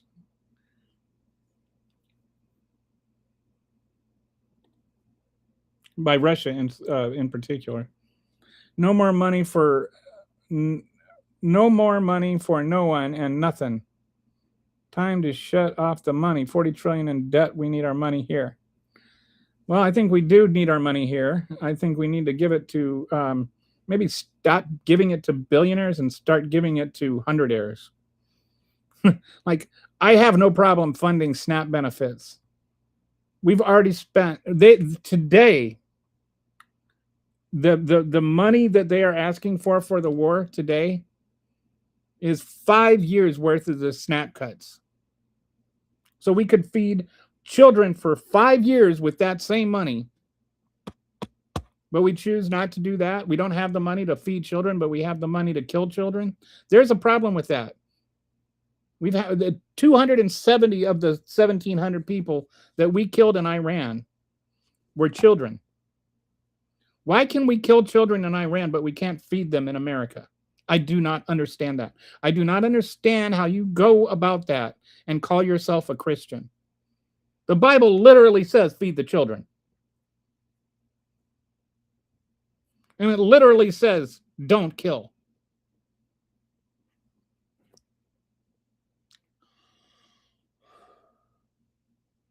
I don't think there's any good sides in the conflict. And I'm not trying to advocate for the Iranian regime. I think they're also terrorists. But I don't think that the children that went through, that just were going to school, really had a political say in things. I think a lot of the people dying in Iran are just innocent people that are getting, do I die from butthead number 1 or butthead number 2? Which one's going to kill me? My phone has live translate. Oh, cool. Oh, no wonder I couldn't read it at all beyond a few pronouns. Ukrainian is a different dialect. I do not speak any Ukrainian or Euro-Asian dialects. What do you speak? I speak English, and not very well. I say I'm trilingual. I'm still trying to learn one language. I think that those for wars should meet at 10 paces till we run out of them. So this is an interesting thing that I was thinking about. Did you know the first time the U.S. used its military was in, I want to say 1791 or 1792. It was the Whiskey Rebellion. Some people got pissed off about the taxes, and they were trying to insurrect. And so the government had just passed the First and Second Militia Acts, and George Washington, who was the sitting president, activated the military, or the militia, and led like Virginia's and Pennsylvania's and somebody else's military to go, our militias to go put down this insurrection, which disbanded before he got there. But he actually led the charge. Like, he led it. He didn't order them to go and then stay in the White House in the Situation Room. He actually led the charge. I wonder how much different we would be about our approach to war if the president of the United States actually was the one that led the charge. Wouldn't that be interesting? Kash Patel is going to Russia this October. He's been given the green light not to talk about it now. What the fornication is the FBI? Yeah, I'm pretty sure the FBI is domestic, right? So why is he going to Russia? He must need to. I think he must need to talk to the boss. That's CIA territory. Bad poop going down. Yeah, there's an idea. Susan agreed. World leaders should get in a cage and fight it out hand to hand. Yeah, cage match. I don't know if I'd want to see a cage match with Donald Trump. I mean, just imagine once that diaper starts getting squeezed, and I'm just saying that it may literally be a poop show. Like, it'd be gross, just smeared all over the place. It would look like the Capitol building on January 21st or on January 6th. Works program should replace welfare programs. I don't think so. Why do you say that? I mean, like, have you actually looked into this, Susan? This is the kind of thing that a lot of people say that haven't really actually explored what it is. Why? Why do you say that? How much have you looked into it? What if I told you it actually costs more money to do that than to not have a works program? What if I told you that most of the people that are um, receiving SNAP benefits actually do work? What if I told you that I think it's like you can only get SNAP benefits for like 3 months every 3 years when you're unemployed? I mean, this is like a night, and it's like we are so concerned that children might get something for free that they didn't earn. Like that's the travesty here. Elon Musk has gotten $38 billion from the US government, and we're worried about whether or not some black kid is going to get a free Pepsi. All I got is a tiny bit of English, Spanglish, and enough Yiddish to understand other Dutch languages. Tiny bit. Where people immediately switch to English in real life. That's how much that's how much Italian I knew when I lived in Italy. I learned enough to butcher it enough that, like I've noticed if you go to most countries, you don't have to know like a lot of people around the world speak English, right? But they don't want you to just go there and just walk around assuming that they speak English. It's American exceptionalism. It's annoying to them that you just walk into their country and expect them to speak your language, even though you get really annoyed that Spanish people come here and other people come here and they don't learn English first, right? And so if you go in and you make a good effort to at least try to speak their language, they'll say, "Oh, I speak English," and usually they speak really good English. Especially like if they're in a tourist shop or something. Doesn't Cash Patel already have a job to do? Where is Savannah Guthrie's mother? Oh, bam. I wonder if he's going to make it that much longer. It sounds like he might be on the way out. Patel is definitely up to something with Russia just before midterms. They're going to try some. Oh man, I hadn't thought about that. I hadn't connected that to the election. They're going to try and steal the election under the guise that we're trying to steal it. I have no doubt. I'm trying to be lingual in my own first language. One cruise missile or one Reaper drone can buy a whole city SNAP food for almost a year, and it gets exploded in seconds. And it's like, where are our priorities? Like, why do we need that cruise missile to kill children? Like, what is it? What is the gain from that? George Washington started our first mill. Well, yeah, before we were a country, he was the general. Then he actually resigned as general. One of my favorite quotes about George Washington is, the greatest thing he did was resign twice. He resigned the first time as general before he ran for office, so that there wouldn't be this precedent of having a general be president, like the president of the United States being the commander in chief, and like also the literal commander of the armed forces.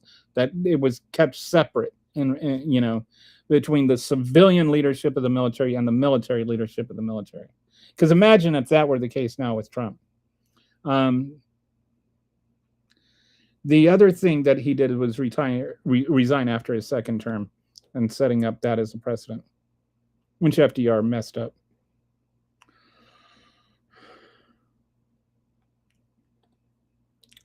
Not only can't feed them, I still have schools in Philadelphia that don't even have air conditioning. Some places are still dealing with asbestos 40 years later. I think that show, there's a good show about elementary schools in Philadelphia. It's a sitcom.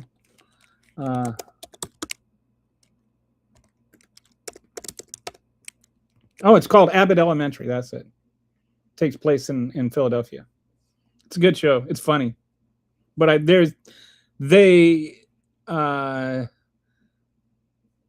some of the humor is pointed in terms of looking at how the funding process is like draconian. He'd poop his pants like a water balloon. Oh, it can't even.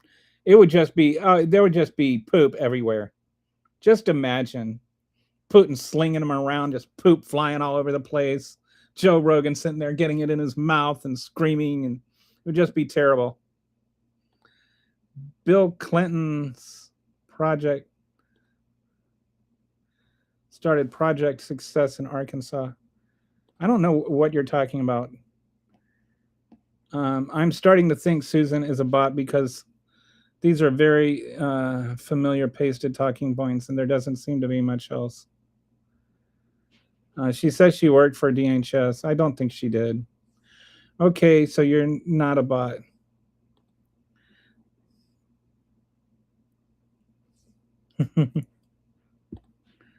Teddy Roosevelt sent 4 sons to war. 3 of them went to the second one.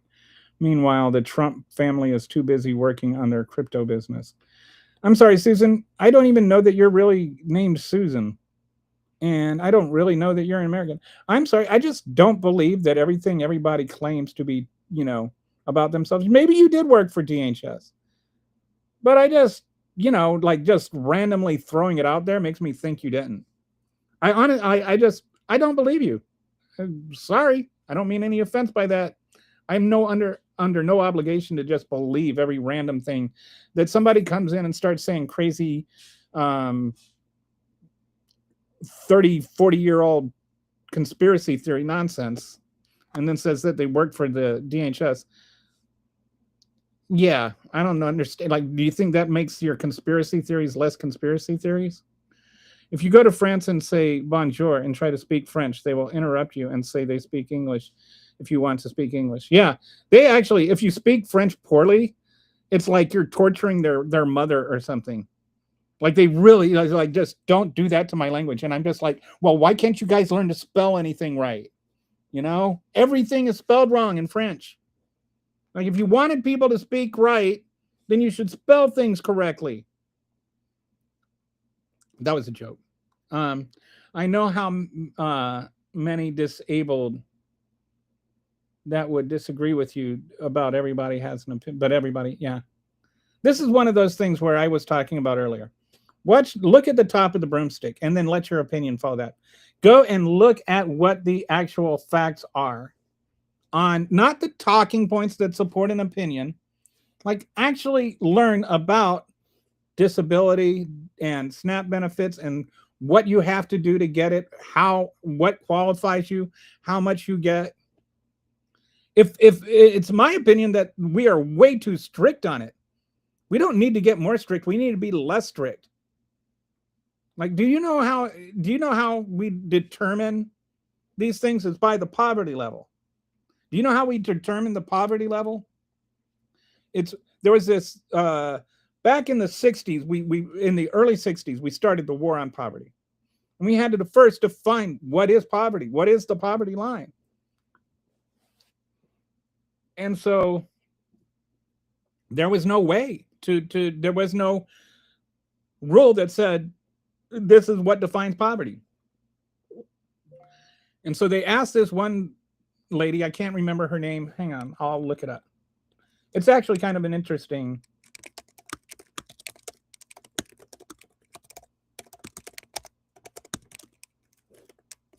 Her name was Molly Orshansky.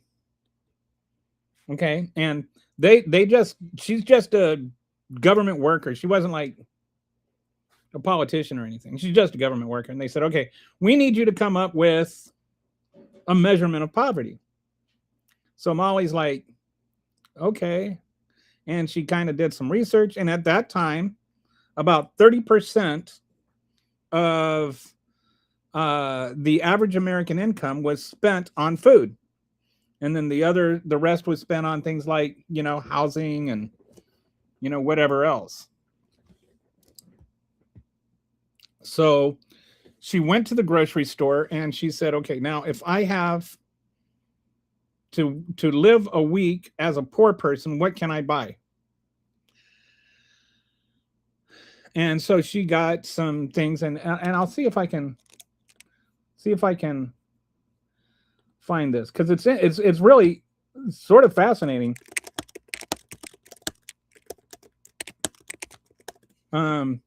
She went to the grocery store and she got an actual basket of food of what you would spend money on. All right. And so this is like, she literally went to the store and actually put food in the basket. She didn't like look it up online because there was no online. And she put in some beans, potatoes, some flour, evaporated milk, like dry milk, not even fresh milk, not even like carton milk, some lard, and then some meat and produce. And it was only like a few ounces of meat. Like I think it was 6 ounces of meat for the whole week, and a can of tuna fish or something. And even the meat was like not good meat. It was, chicken thighs or whatever. And it came out to $18.60. This basket that could feed a family of 4 for a week, I think it was. And it was $18.60. And, it was like one loaf of bread for a family of 4 for a whole week. I mean, it's like almost no food at all. Didn't consider nutritional benefit. It was like, just the cheapest she could imagine somebody living off of food. And then so that was $18.60. And so then she said, okay, so if it would cost $18.60 a week, so then $18.60 times 52, and then she tripled that. So to get with the poverty line is just based on this basket of food. And we still use that same basic concept to establish poverty. We've changed a little bit what's in the food cart, but the actual notion of basing the poverty line on trip 3 times what a shopping cart of poor person food, that's still how we determine the poverty line.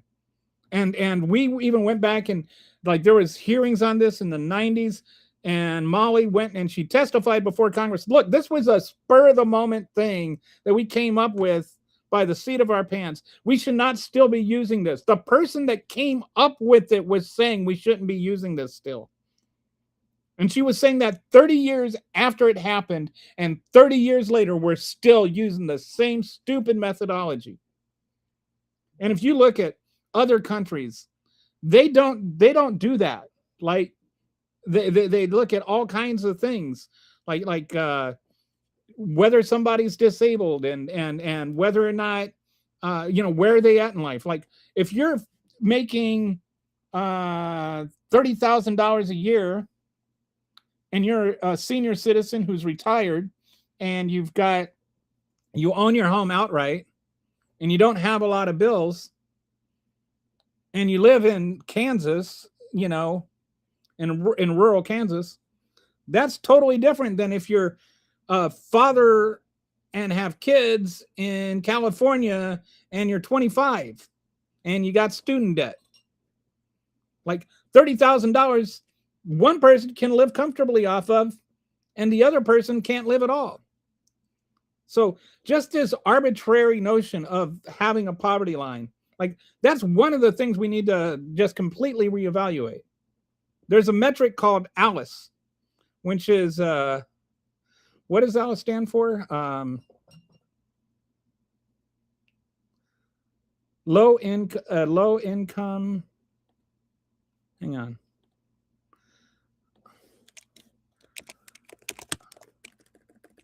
What does ALICE stand for? Something about low income.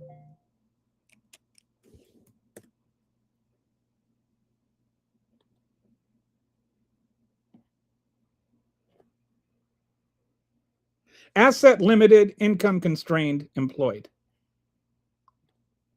So this is like, you don't have like asset limited, you don't own your own home or anything, you're renting, you have a limited income, but you're working. And so these people like that, like how much money do you need to pay your bills? That's kind of what Alice gets at. Like to where you can eat like a reasonable person, not living off of beans and rice, but actually have some vegetables in your diet. One of the things that people complain about the getting Pepsi with your food stamps don't talk about is vegetables are actually more expensive. Fresh produce is expensive.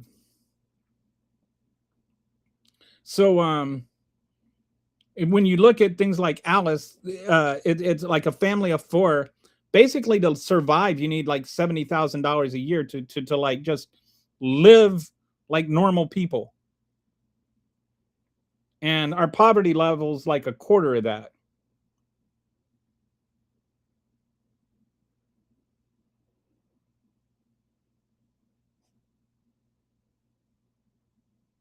So, like, actually understand how we measure poverty, what you have to go through to get SNAP benefits, what kind of SNAP benefits you provide, who receives SNAP benefits. Can you get SNAP benefits if you're working?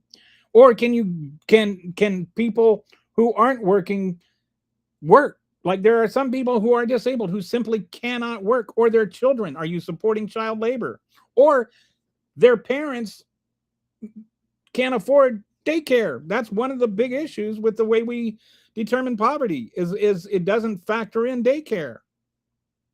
So if you have to go and work for a living and the amount of money that you make goes straight to the daycare, then what's the point of working? Aren't you better off having the parent stay home and take care of their children so that their children don't gun around out and join gangs and stuff? Like oh well, why aren't you watching your kids? Well, because you have them working 3 jobs just so they can feed them. Like we need to like stop looking at our opinions and start looking at what the facts are, and then let our opinions be formed by the facts instead of deciding which facts we choose to accept based on what our opinion is. Look at the top of the broom, not our fingertip. Teddy Roosevelt sent 4 sons to war. 3 of them went to the second one. Meanwhile, the Trump family is too busy working on their crypto business. There's one rumor that Donald Trump Jr. actually wanted to join the military, and Trump said he would disown him if he did. For a reason, I don't know what for a reason. I mean, I don't think that you really know what you're talking about, Susan. I think you've read a lot of conspiracy theory nonsense, but you don't strike me as a person that knows what you're talking about. If you go to France and say bonjour, okay. Trump's big beautiful bill has 500 billion to 536 billion in mandatory Medicare made cuts that kick in after the midterms. That's one of the things that, like, why didn't, if they're so proud of what they did, they made sure that the tax cuts kicked in right away, but not the Medicaid cuts, because they wanted to sell the tax cuts ahead of the elections.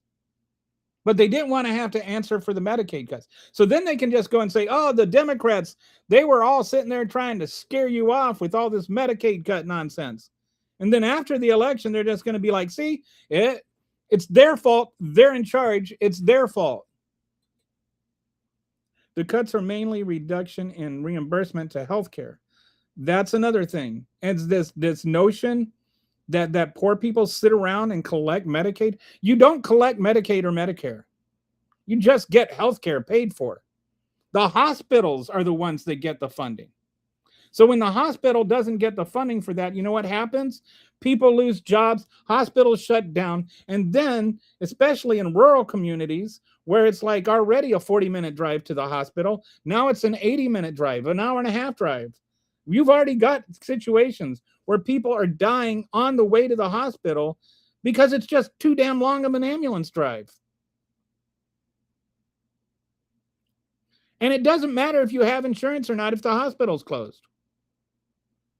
It doesn't matter if you have Medicare, Medicaid, or like 5-star gold super Cadillac premium package. If the hospital's closed, it's closed for everybody. It's not just closed for the poors. Just watch how long before healthcare layoffs, clinics, and rural hospitals are closing. I think, what is the number? I want to say it's over 200.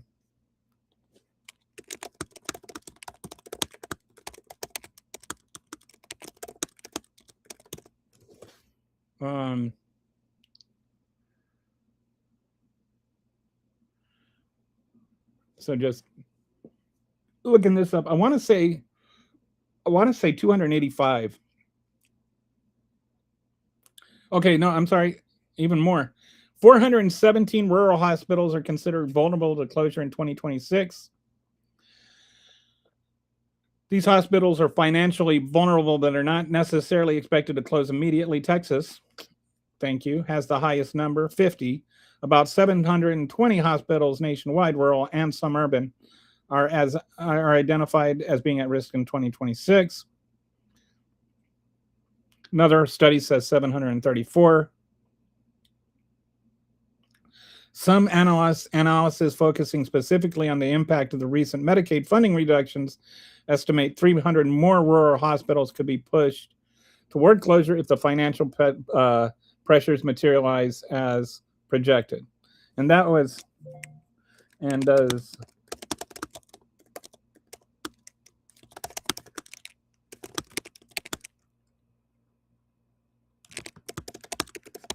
then you've got the cuts to the ACA on top of that.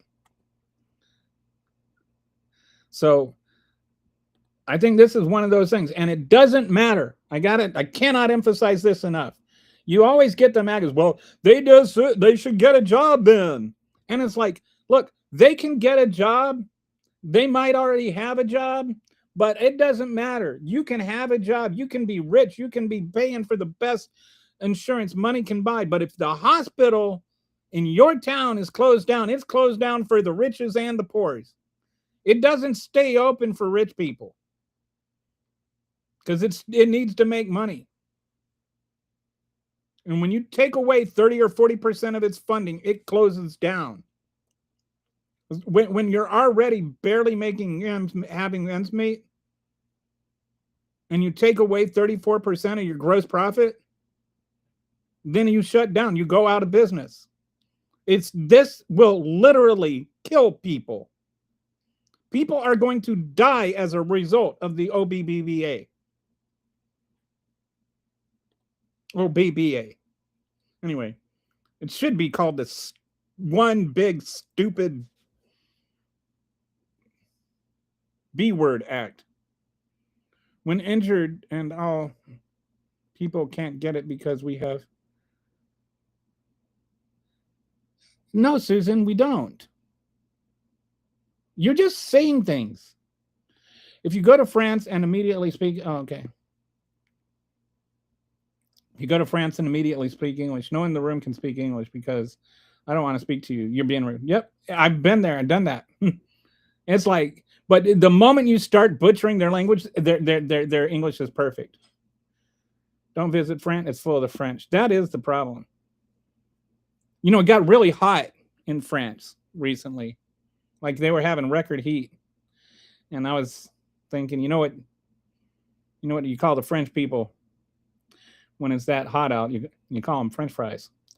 I agree. It was just an example. There's a work requirement for SNAP benefits. Yeah, there's a limitation on how much SNAP benefits, how long you can receive SNAP benefits without working. And I think now it's like there is a SNAP benefit after the OBBA. Do you know that we pay contractors to take care of low-income housing instead of training people living there to do work? Yeah. Do you know that like contractors actually have skills? Like, Susan, can you do me a favor, like a real favor? Can you actually read on things before you like make arguments like this? This is not Fox News. This is not your bubble. And I'm happy to engage in an honest conversation. But you don't seem to be interested in that. You're interested in conveying and relaying just belabored talking points without actually learning anything. You're spouting your opinion without knowing what the facts are. This is like, I'm not trying to be arrogant or anything, but it's like if somebody came on and argued with somebody that's an expert in geometry, that circles really have right angles. What you're saying is just not just wrong, it is incongruent with reality. It's odd that there's a work requirement for $100 in food, but not a work requirement if you are in Congress. Man, I think the Congress works like 1 out of every 5 days per year or something now. We get mad at the wrong things. Well, we got Susan to agree on that. Congress is a good job if you can get it. I still love the no-show congressman from New Jersey. All right, Brett, do your thing. He's saying he needs. Oh, thank you. He's saying he needs to learn English. Well, you're on it. I need. Congress and government employees should not be getting 401k matches at taxpayers' expense. While we're 40, do they get 401k matches? I don't know. I don't know if that's true, and I don't know if I think that we need to worry about the real reasons we're $40 trillion in debt. I think right now Pete Hegseth is asking for $90 billion to go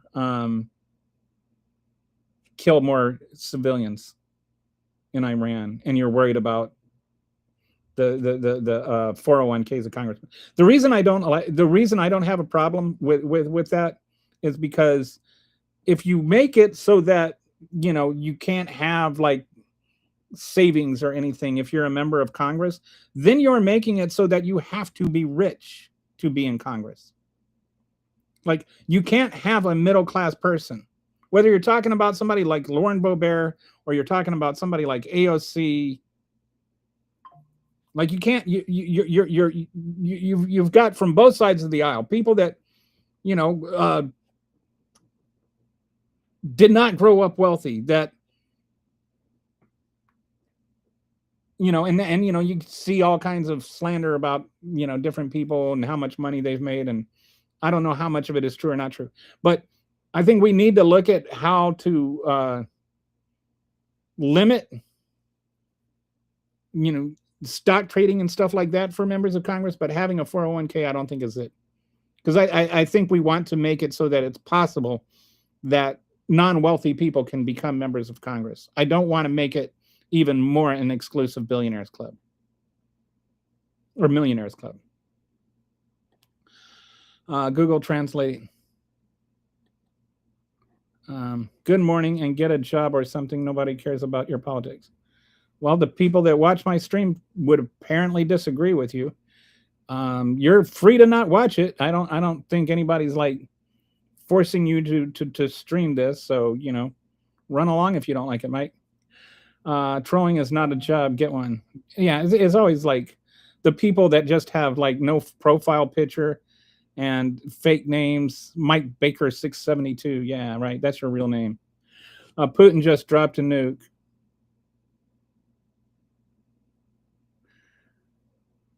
I don't think that's true.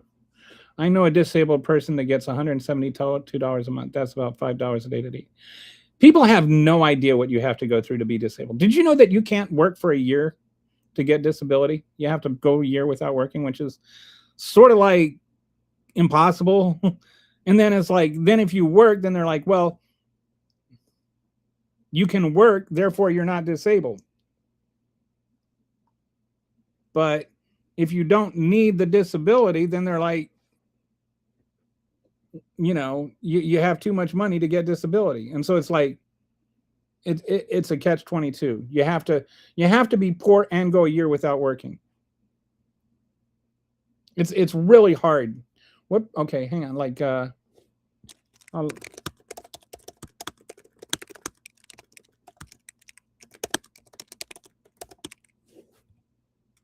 the percentage of people who apply for disability get it. It's about 36 to 38% get approved their first time. It's really hard.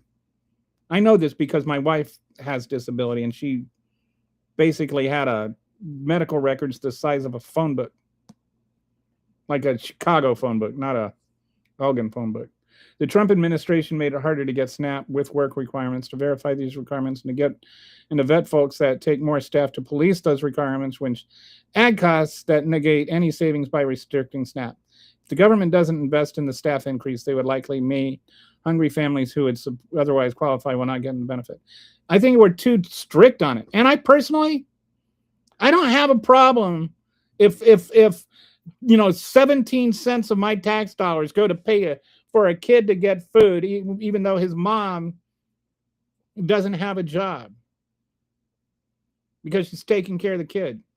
Here's an idea for you. How about we pay moms to stay at home, single moms? How about we just pay them?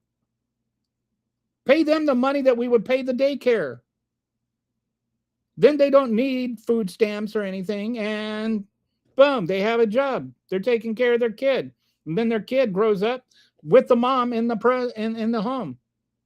And so then, you don't have to worry about all the culture gang war nonsense that you guys are always complaining about. Solve all the problems at one time. But yeah, we're okay giving Donald Trump giving Elon Musk $38 billion. We're okay bombing Iran. We're going to spend $1 trillion on defense spending. And you're worried about a 55-cent bottle of pop. People that live in the city do not have gardens. Amazing how that works. It's really hard. You ever tried to hoe concrete before? It's not easy. $5, that might buy you a bag of chips. What exactly? And she lives in a food desert. Walter, exactly. And she lives in a food desert. Work programs through the welfare program benefits pay half and work with local employees.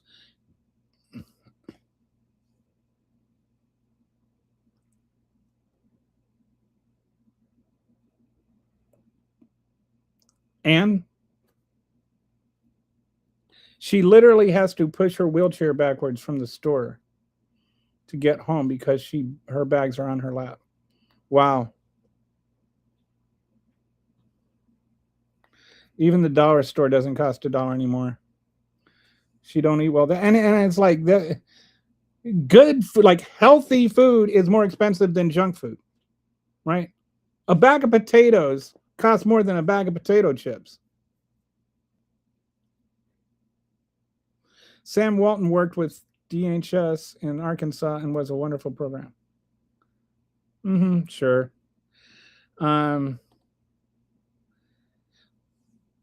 I think you're trying to overgeneralize things and make things oversimplified, Susan. I don't know what program you're talking about. It sounds like you must be from Arkansas because you keep bringing up Arkansas, but it's not 1990. And not everybody lives in Arkansas. It's all high salt. Yeah. And that's what you can get, and that's what's available. Like there's she can't, wheel her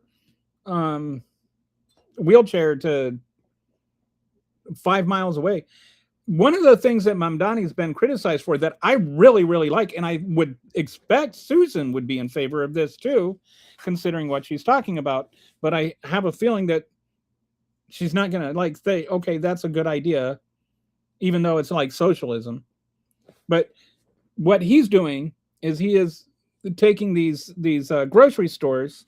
He's setting up socially or publicly funded grocery stores throughout the city. There's one in each borough. And these grocery stores are working with people in the farmers in the state of New York. The state is purchasing food from the farmers to help the farmers out, right? And then selling it to the grocery stores at cost.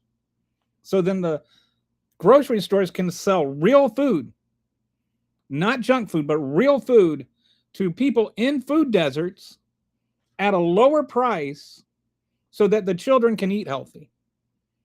Everybody wins. Everybody wins. We need to look at what the real problems are, and we need to look at how we can really solve the problems. Stop looking at our opinions, people. Our opinions don't matter. What matters are the facts. Let your opinions follow the facts. Don't let the facts follow your opinion. I mean, and Sam Walton, the idea of Sam Walton being like some humanitarian champion is just laughable on his face. UBI would bring many out of poverty. It is the least the fools who voted for a big, beautiful bill brought us. I liked. I know somebody that has talked to me about instead of universal basic income, because like Elon Musk doesn't need, like UBI, right? He talked about the idea of a negative income tax, to where if you make less than a certain amount, instead of like paying taxes, you actually get money based on your income. And then as you make more money, you get less government assistance. And then as you start making more money, you start paying taxes. It's called a negative income tax. And that is like, I'd have to see how it all works out, but conceptually, I like the idea, and it would work. It would be structured in a way to where it never gives you a disincentive to work, but it makes sure that everybody's needs are met.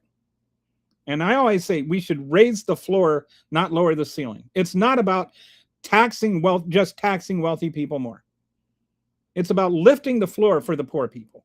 When we do that, when we lift the floor, we lift up everybody, even if that means initially taxing wealthy people more. But money flows up. It doesn't flow down. Money rises. It's like heat. It just goes up and up and up. Every time you spend money, somebody that makes more money makes money off of the money that you spent. And when you start at the bottom, all that money eventually trickles up, not down. That's why when we had like a 90% top tax bracket, we were actually the wealthiest the country had ever been, and had the lowest income disparity. Not everyone is able to garden or have space for a garden due to my health. Yeah, and some people are just not physically able to do it. I hate this nonsense. Like, well, just grow your own. Like, okay, what about the time? What about the money? What about the expense? What about the land? Not everybody has a backyard. And yes, some people can, grow crops in their balcony, but it's not easy. It still takes time. It still takes money. When Molly Orsansky first developed the metric in 1963, she viewed it as a crude temporary instrument to measure the minimum adequacy of family income. She explicitly warned that as American society grew wealthier, the standard of what constitutes poverty should naturally evolve. And it never did. This is such an embarrassment that we still use that same antiquated method. And she's the one that testified before Congress that we should get rid of it. Ordansky grew deeply frustrated. She frequently pointed out that the formula is no longer accurate. I'm a real Gen X Democrat before our ignorant government screwed us over with NAFTA. I'm a real Gen X Democrat. And NAFTA had some problems. I'm not going to be all, like NAFTA was perfect. But NAFTA is not the reason that we are in the situation we're in today. NAFTA is not the reason. The reason we're in this situation is tax cuts. The reason we have a deficit, the reason the debt got so bad is tax cuts. Susan, do me a favor. Go and look what would happen to your household budget. Everybody likes, the Republicans always want to use household budget. Tell me what would happen to your household budget if you got like your pay cut in half every 10, 15 years. Instead of making more money, you made less money. And then so because you're making less money, you still have to you have to use your credit cards. to borrow money to pay for the things that you really have to pay for, like food and housing and stuff like that. You get a second mortgage on your home because you have to pay for your necessities still.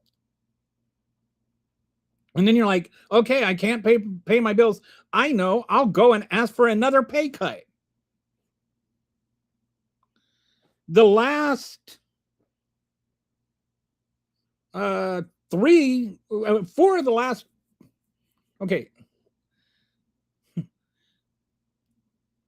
Donald Trump cut taxes in his second term. Donald Trump cut taxes in his first term. George W. Bush cut taxes while he was president.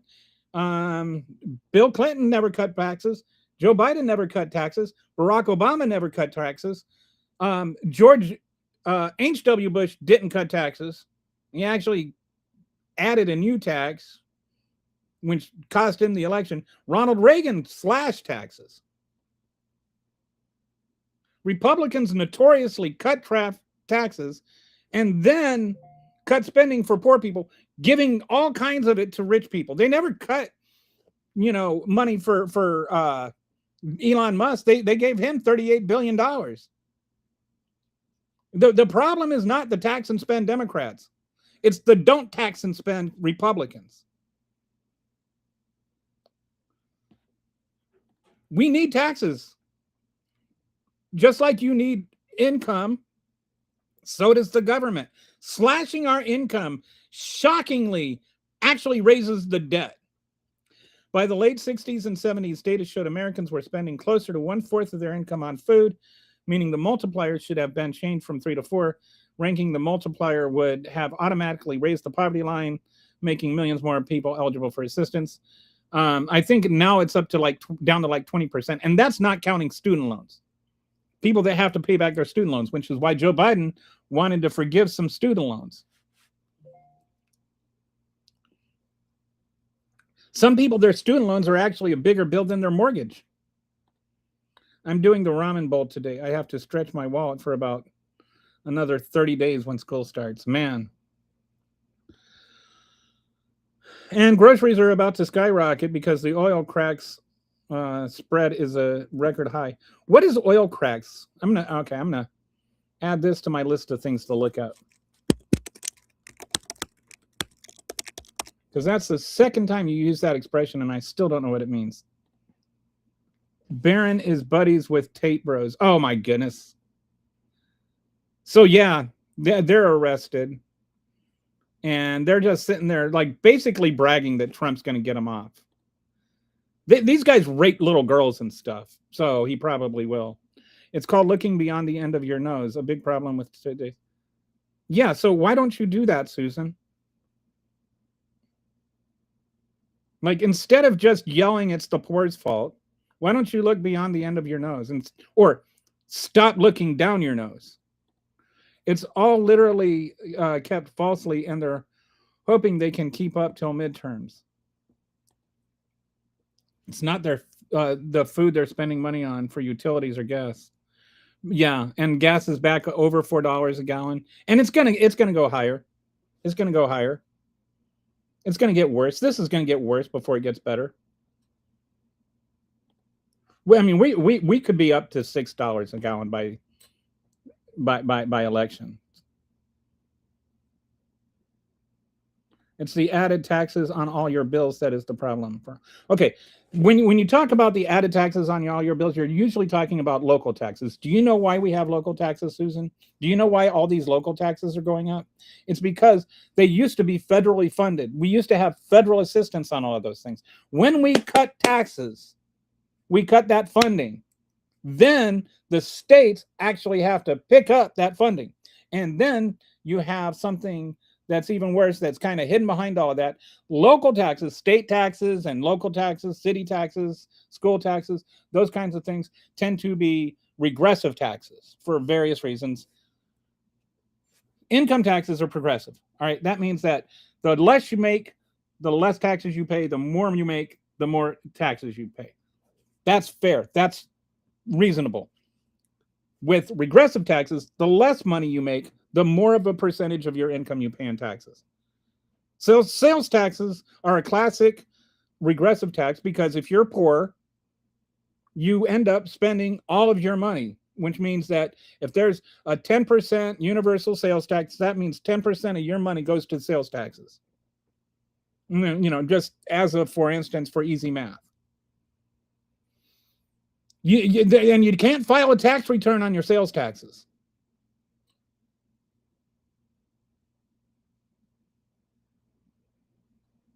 The reason that all of these taxes are going up on your local taxes is because we've been cutting federal funding. And we've been cutting federal funding because we've been cutting federal taxes. Again, Susan, like you said, let's stop looking, or let's look beyond our nose. Because right now, all you're looking at is the taxes on your local tax, and which I agree is too high. I agree with that. All these cable bills and stuff like that. You know who wants to keep those in? The Republican Party.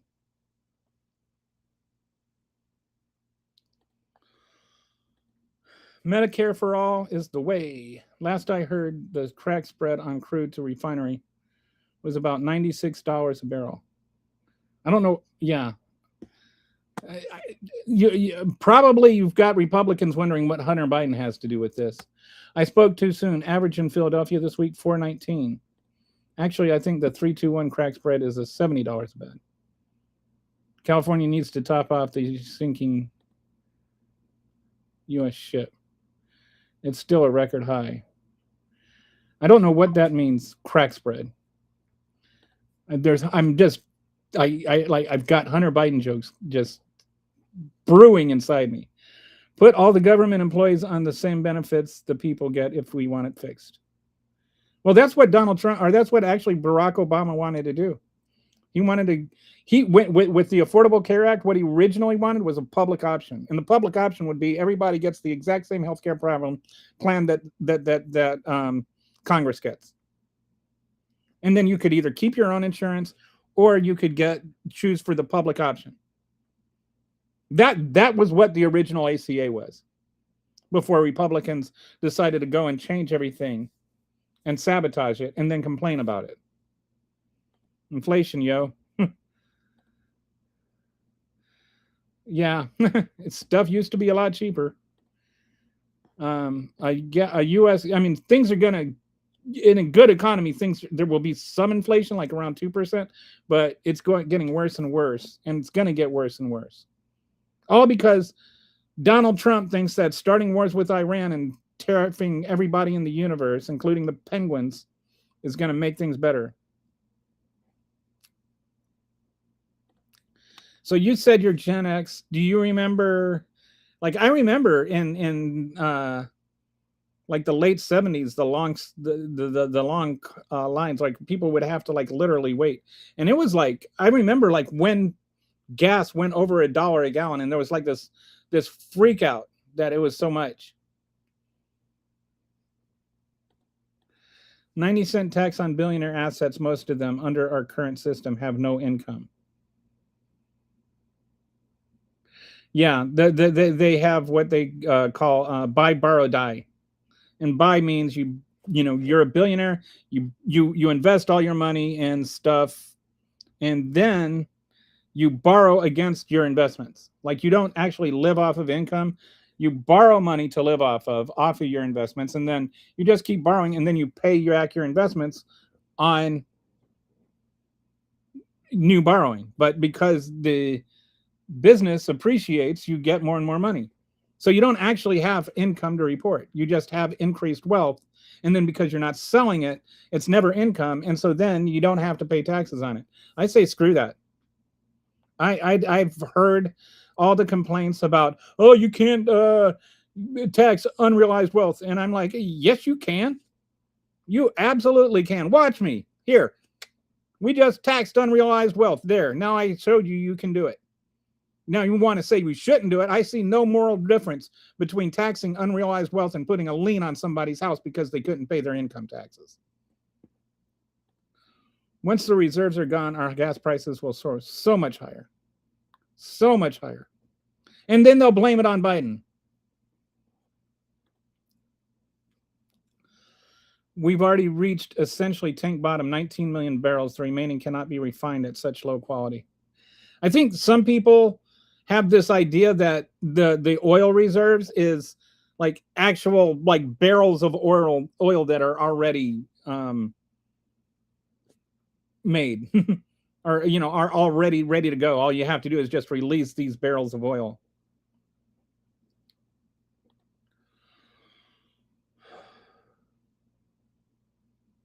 The prices are being kept falsely low, and they are mixing 15% ethanol in the gas, which will make price at the pump lower but destroys your engine, worse gas mileage, and you burn it twice as fast. I'm old. I mean,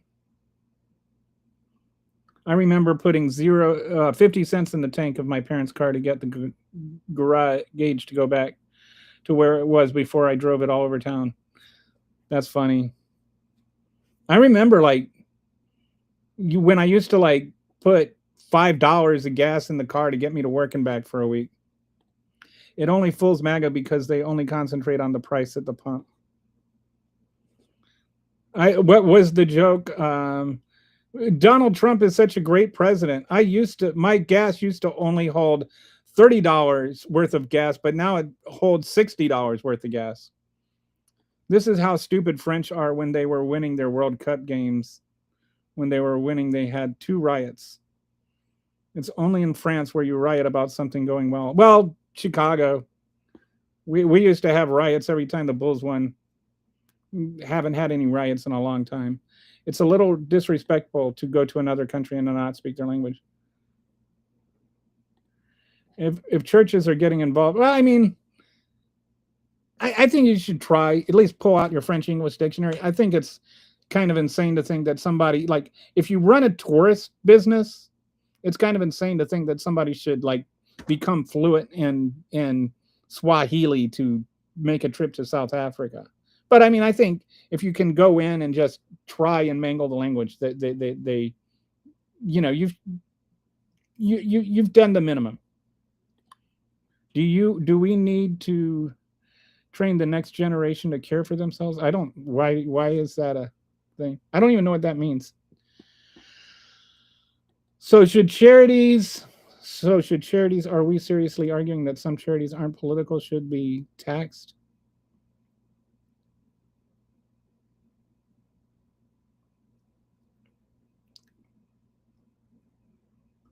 So should charities. Are we seriously arguing some charities aren't political? Should they be taxed?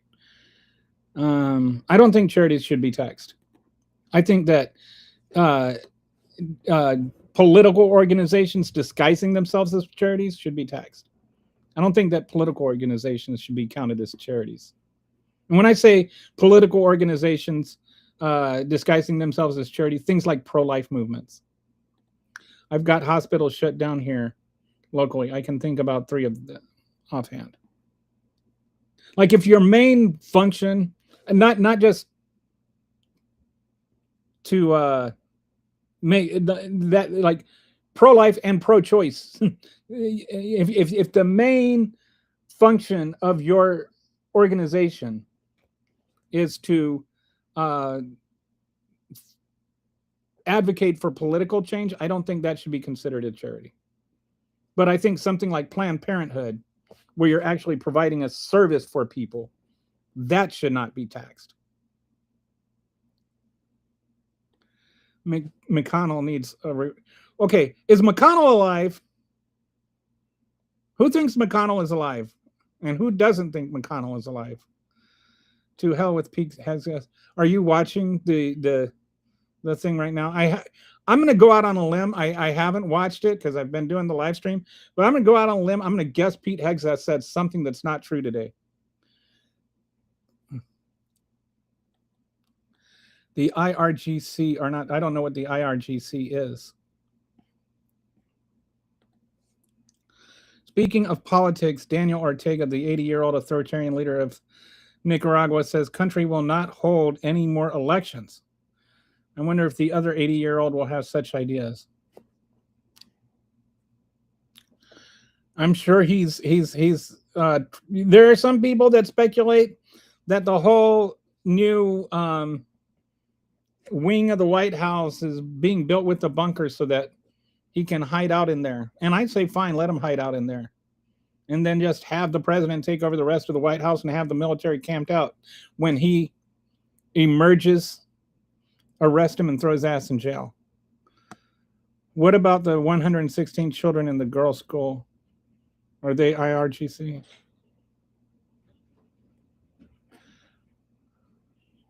Oh, Iranian something or other.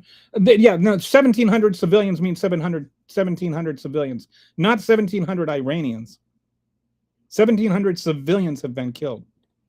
I'm taking all state and federal employees getting 401k matches at taxpayer expense while we are in debt. So what? They get paychecks at taxpayer expense. I have no problem with paying people that work for a living the same way that private enterprise would. I have no problem with that. And if you want to start making it so that anybody that's a federal employee can't get retirement, then what you're doing is you're limiting the quality of federal employees. That's like, sorry, my dad is a retired diplomat. My dad is both retired military and retired diplomat. He had his 25 years in the Air Force, retired, joined the Foreign Service, and then he did 25 years in the Foreign Service. So he served his country for 50 years. And you don't think he deserves retirement?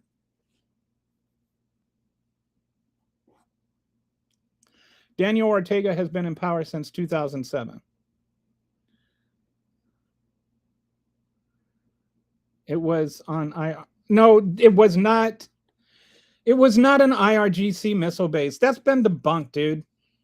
Don't even. This is not the disinformation channel. It's not true. It's been totally, completely, and absolutely debunked. That was an American missile that killed those children. During his campaign, Trump said, "Just vote this one time, and you'll never have to vote again." Harry says, "No, yeah." So all this "no, it wasn't" stuff. This is to the clown that says that the Iranian school was killed by that. That is not true. That got debunked within hours of the first, suggestion it was true. Like, read it.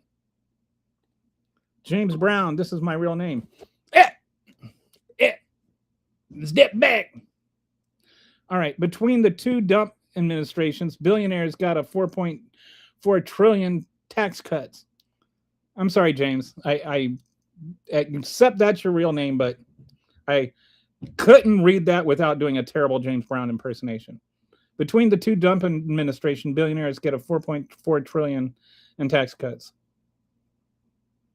And by the way, this is a fun fact for you. Did you know that Donald Trump's wealth increased by roughly the average of the total combined wealth of 1.7 million Americans? Like basically the city of Philadelphia.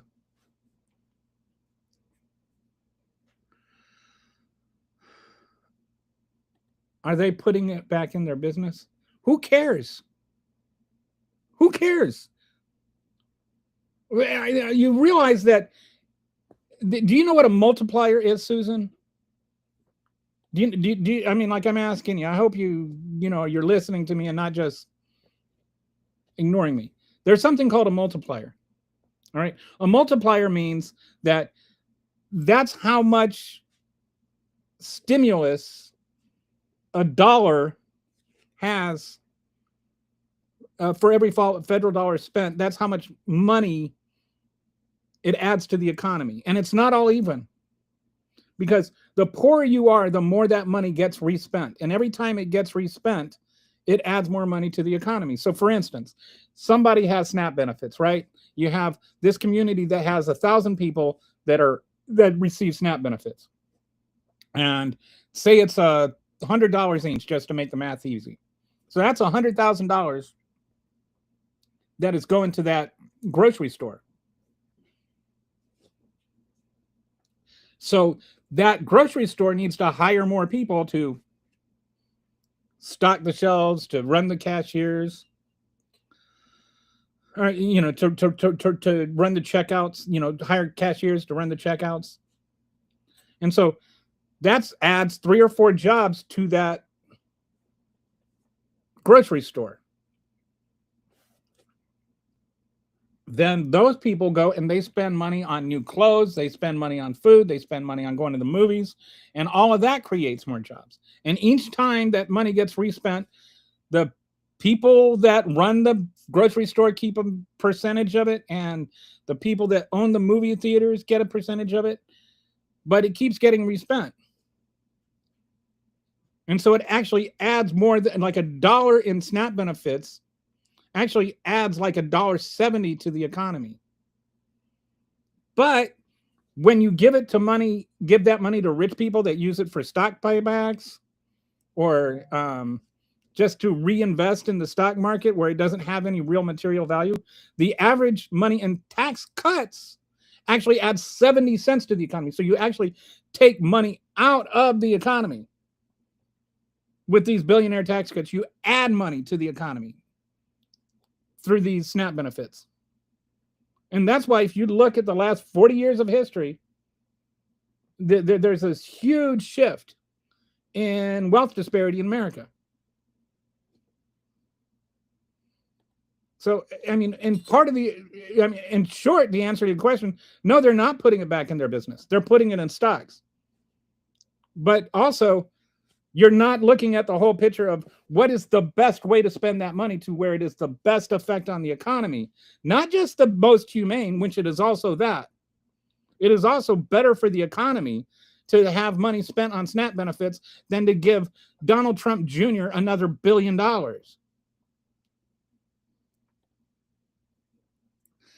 That's irrelevant. They don't need tax cuts. They shouldn't get tax cuts. Like in my country, Amazon got a $4 million tax credit. How the fornication they're getting tax credits is beyond ridiculous. That's right. I get mine at 42 first time go. I didn't say they didn't. IRGC uses civilians as... No, it's not a fact. That's just a stupid bloviating opinion. That's not a fact. And even if it were a fact, let's say that bank robbers were holding a bank, or holding the customers hostage. By your reckoning, the police should just go in and kill the hostages because they're holding the civilians as shields.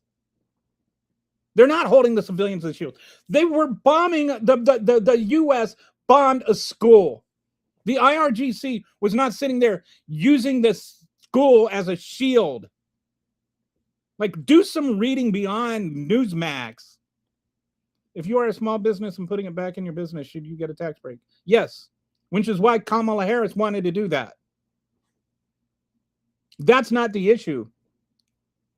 If we're talking about the Iranian school strike, that property hadn't been a military site for the Iranian military since 2016. And we knew it.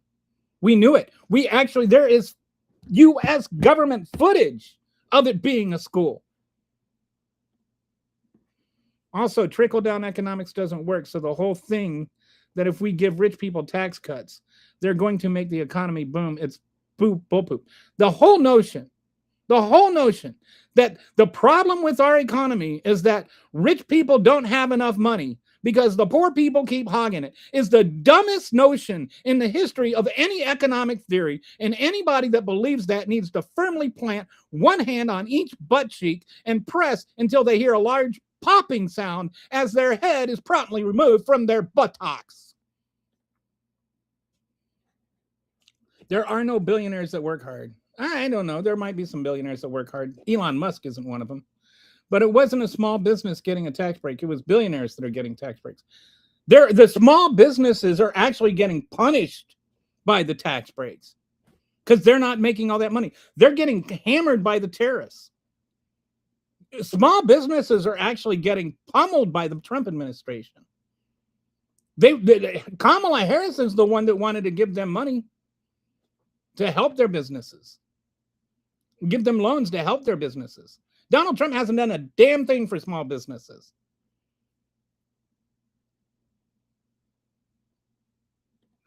It's both groups and trickle-down economy doesn't. No, it doesn't work, Susan. It doesn't. It just doesn't. The evidence is like the last 40 years of history.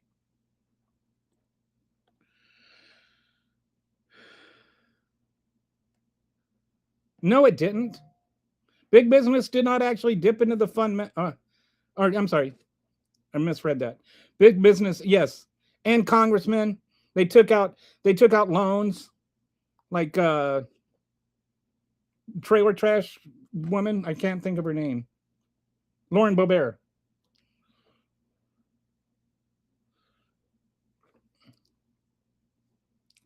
Took out loans and then didn't pay them back. And then they complained about Joe Biden forgiving student loans. It doesn't really. How did it trickle down economics get to the 1880s when more than half of the country lived in absolute poverty? What the trickle down economics? Yeah, it's just a dumb idea. What about the 1980s? In the UK was trickle down economics working at that point with poverty going up and homelessness going up? There's never been a history. Like, what about the French Revolution? What do you think caused that? Was there any trickling downing? No. Giving the government money never works out for the middle class. You know what doesn't work out for the middle class? Stupid idioms that don't mean anything. Read a book. It is a fact that becoming a billionaire or even just a millionaire, you have to take money from other people's labor. They are parasites, even if they own a company. Nobody needs that much. Right. Everything is wealth transfer. Every time there is a transaction of any sort, there is a transfer of wealth. Like, that's by definition what a purchase is. It's just who is it being transferred from and to. It's a fact that becoming a billionaire or even just a millionaire, you have to take money from other people's labor. Nobody sat there and did a million. Well, there may be some that, like brilliant painters or something where, they made the money more or less on their own labor, their own talent. But that's rare. Most people that have a business have employees. And they try to keep as much of the money from the employees as they can. It's never how much money can I pay my employees. It's how much money do I have to. That's why we have to have unions. Even if they own the company. You have people that laid off people. You have giant corporations that are laying off people just because they can. They're making record profits and they're still laying off people so that they can have AI do the same job and give their shareholders bigger cuts of money. Like, what world are people living in that they don't know this? I respect philanthropists, but then they get weird like Bill Gates and do stuff with Epstein. And I wish, like, I think that, separating the two things, philanthropy, Bill Gates' philanthropy is good. The whole, whatever his relationship with Epstein wasn't. I think sometimes we make it people are all good or all bad, or we define people by their very worst thing. His philanthropy was still positive. But we shouldn't have to rely on philanthropy as the richest country in the world, in the history of the world. We shouldn't rely on philanthropy. We should just have a floor where everybody can have a living income. We live in a republic, so our elected officials make the decisions on behalf of us, and they choose to spend it. Then, okay, you know what the problem with our republic is people like you vote. And elect these idiots. And then you don't even know who the idiots are. You just don't vote. Don't vote. If you think that the problem with our vote, with our officials, with our government is the officials we elect, don't vote. Then you're not participating in it. Just do me a favor, don't vote and don't complain. Congress and staff pay and benefits costs needs Congress and staff pay and benefits costs need to go back to their district. They need to be more accountable to their constituents than their party. But now you're like basing how much you're giving wealthier districts an inherent advantage over more impoverished districts. They're going to have more staff. They're going to have more money. You see the problem there? You're just basically institutionalizing racism. No more fatties in America. I don't know what that means. Come on, man. You have to be old enough to know about communism. Oh, I know about communism, yes. I also know the difference. I'm also old enough to know about fascism. Why does New York cost? No, that's not why. When you say probably, then and you make up an answer, dude, read a book. Don't come on a channel with an educated person acting educated when you're uneducated. And I get accused of being a butt. That's a good idea. Negative income tax sounds brilliant. I really like that idea. Or you could just do that with the UK doesn't set up a universal credit system where per round you earn 55 pence. Right? Did I do that right? 55 pence is knocked off your UC, and whereas whatever is remaining is your top up income. Which means that you always have enough to live, but that's socialism. That's what I really wish. I think that one thing is we have a generation of people or two even that have grown up without the communist socialist boogeyman, stereotype. And so they're like, wait, those people over there, they have like education and healthcare, and they're happier than we are, and they don't have to like raise GoFundMe's for their children when they have cancer, and like they don't have to like pay rent for their entire lives, and like they can own their own home, and and I'm supposed to think that that's really terrible. Like people are like waking up to the boogeyman tactics. I'm going to just say this right now. Generation Z is John Wick.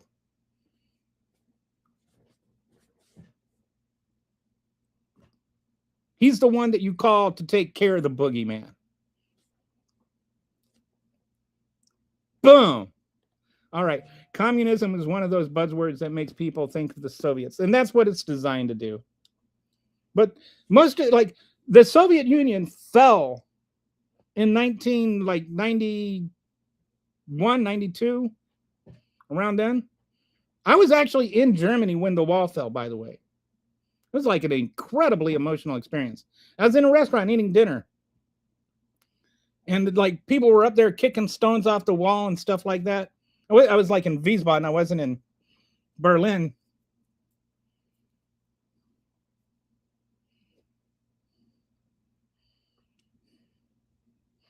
But there were like elderly Germans there.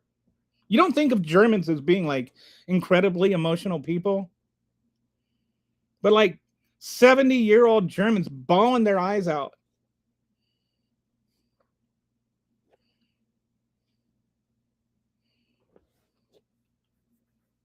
So yeah, communism was bad. That kind of communism. That's not what socialism is. Socialism is what the people that were crying practiced. That's why I prefer the idea of mixed capitalism. I prefer calling it mixed capitalism. That's what it is. Like calling it socialism makes the ignorant think of communism. Mixed capitalism means the same thing. And the UK isn't a failed state. Well, depends on who you talk to. Donald Trump probably thinks it is. You're a vet and saying you're not. Okay, you're a vet and saying you're not for your country. What is wrong with you? Okay, first of all, it's YOU apostrophe RE. And saying you're not for your country, YOU apostrophe RE. What is wrong with you? I never said I'm not for my country. I never said that. Nothing is wrong with me. What is wrong with you that's what you heard me saying? Like, how am I not for my country? Not agreeing with Trump does not mean I'm not for my country. It actually means I am. Anybody that really is a patriot opposes Donald Trump. Donald Trump is the most anti-American president we have ever had. Donald Trump really hates America. You don't get to say you love America and then call half of the Americans enemies. You don't get to say that you're the American patriot and then tear up the Constitution, tear up the Bill of Rights, tear up the First Amendment, the Second Amendment, the Third Amendment, the Fourth Amendment, the Fifth Amendment, the Sixth Amendment, the Eighth Amendment, the Ninth Amendment, the 10th Amendment, the 11th Amendment, the 14th Amendment, the 16th Amendment. And now he's working on other amendments. He's violated the Article 1, Article 2, Article 3, Article 4. He has over 500 lawsuits against him on constitutional violations. He's already lost more lawsuits than any other president in the history of the country just this term. He is the most un-American, anti-constitutional president in our history by a mile. If you love America, you should despise Donald Trump because he hates America and everything he does and says reinforces that. Please, please read the Constitution and tell me I'm wrong. And you know what? The Constitution doesn't say that there's anything wrong with mixed capitalism. And socialism gets intentionally confused with communism. It gets conflated with, I think that's what you're saying. Like the word conflated is better. It's all to confuse people. Except now you have a group of people. You have generation, like half a generation X saw this. I did when I was growing up. I saw the difference. Millennials saw the difference. Gen Z sees the difference.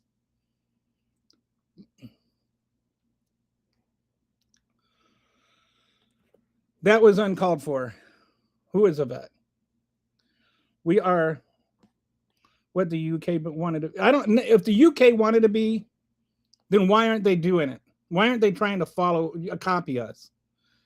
They're not. A vet saying they are not for their country. I never said that I'm not for my country, Susan. I never said that. You should apologize to me for lying about me. I have never said I'm not for my country. Donald Trump is not for our country. The poverty line in San Francisco is $120,000 a year, but which doesn't surprise me. It's a damned expensive just to live there. I think, like, I have a friend that's in San Francisco, and like you can't buy a house for less than $1 million. And I'm not talking like a nice house. I'm talking like a basic house. I have a nicer house than him. My house cost me $70,000 in Elgin, Texas. His was like $750,000.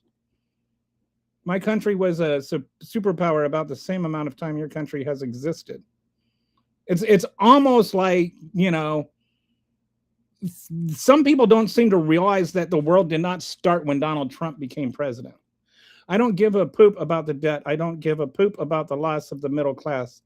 NAFTA did not cause the loss of the middle class. It didn't. I don't know where this talking point comes from. It didn't cause that. Trickle-down economics did. It was well on its way. Actually, during the Clinton years, we started to alleviate some of the issues. NAFTA is not at fault. NAFTA is not the reason. Giving massive tax cuts to the rich and then cutting benefits to the poor, that's the reason. NAFTA has some issues. I have some issues with NAFTA. They're not really the same issues that Republicans talk about. I think that NAFTA is just a yelling point for Republicans. They don't even know what the deal is. They don't even know what the problems were with it. It was, by the way, a Republican idea.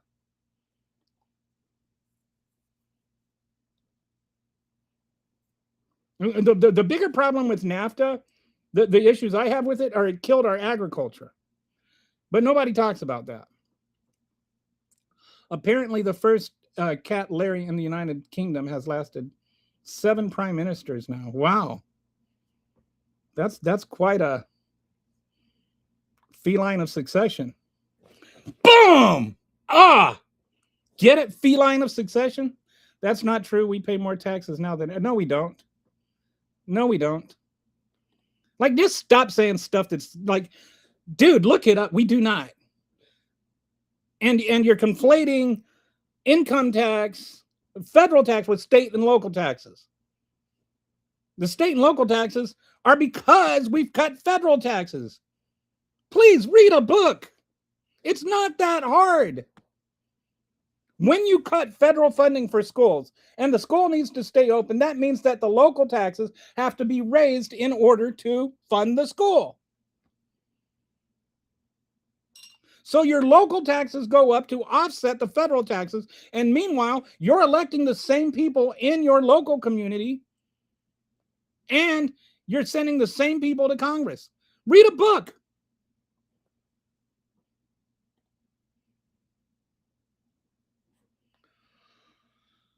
Cutting taxes for the rich is different than the rest. Bill Clinton came into surplus. Don't confuse MAGA for old Republicans. Bill Clinton caused the surplus.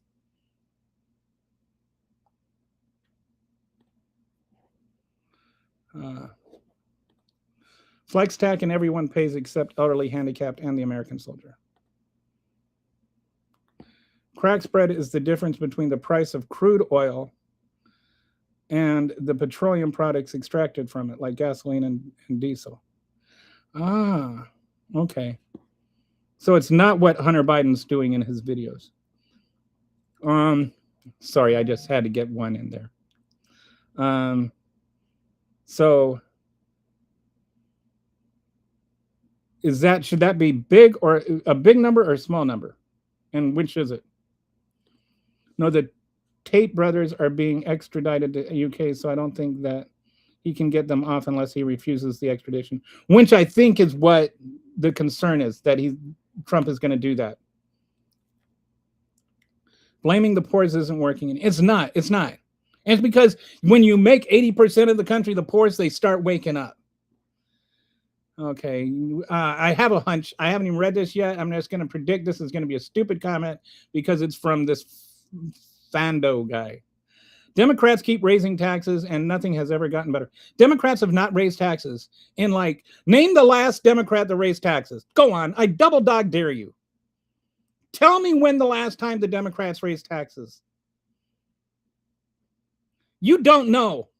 I'll tell you one thing. It wasn't while you were alive, because it wasn't while I was alive. I think Susan has MAGA brain syndrome. She reacts to a word, not the whole sentence. How is that possible with all three branches are controlled by and all three branches of government and both houses of Congress? But everything's the Democrats' fault.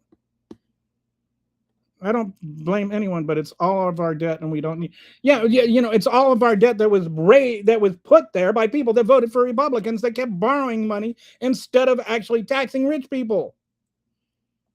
And now we're like, now we've got to be fiscally responsible and make our children and our grandchildren pay for the debt that we accumulated. And now it's like people like me are going to have to work an extra 5 years for Social Security so that Ronald Reagan could keep his iron triangle going and cut taxes and give all our money to GE. Oh, goodness gracious. This is a ridiculous comment. What do you think? That's a 5-minute job? All the taxes are going to daycares in Minneapolis. No, they're not. When you start paying for those missiles that just leveled Iran, you'll find out who is taxing you. Right now, they're asking for $90 billion to kill more Iranian children. And you want to tell me that the problem is the American children wanting to eat food? When you start paying for those, okay, sorry, I already read that one. Sorry, but I'm a real pre-NAFTA Democrat, the true blue working class. I will say this much. My problem with the Democratic Party has been we are no longer the party of the working class. We no longer support unions the way that we should. One of my biggest issues with Biden was when he abandoned the train union. He ran as a pro-union president. I was in a union. I think unions are great. And I think the Democrats have left that. But the whole NAFTA thing and the unions, they were the unions are not struggling because of NAFTA. It's because of right to work laws, which are, ironically named. It should be called right to not get paid for your work laws. Nothing ever goes back down. If anything, it will just level out. The reason we have a huge deficit is tax cuts and war. Yes, that's a good point. How much money have we spent on the wars in the 20 years of war in Iraq and Afghanistan? In this war just now, in the war, we spent, we don't bat an eye in terms of how much money we spend on war. But the moment a kid gets a free bottle of Pepsi, Republicans freak out. Maybe if we put the what do they call those? Anyway, never mind. The thing where you put the pill in the pot and then you put the cap on and then it blows up. You know, you shake it up and you take the cap off and it explodes everywhere. Maybe if we bombed those with Pepsi bottles, maybe Iran, you know, if we bombed Iran with those things, maybe Republicans and MAGAs would get upset.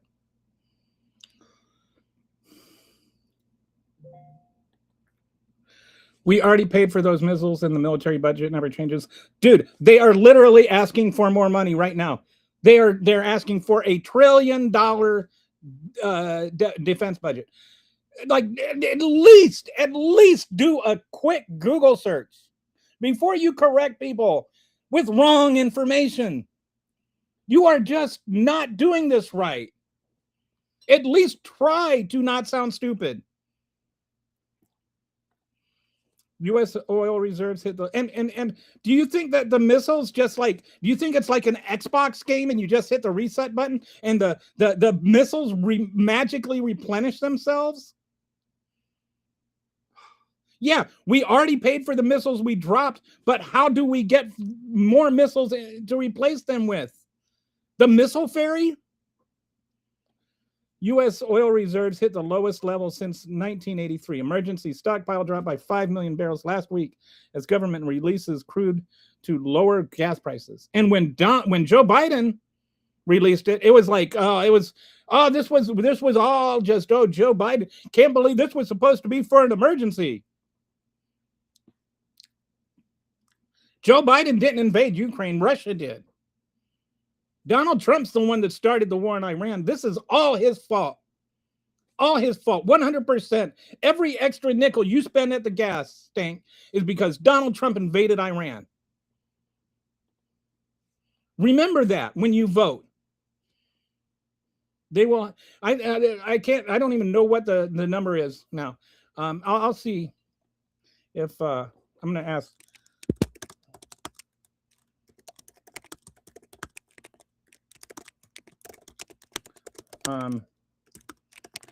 I looked this up a while back and it was like a couple $1 billion, I think.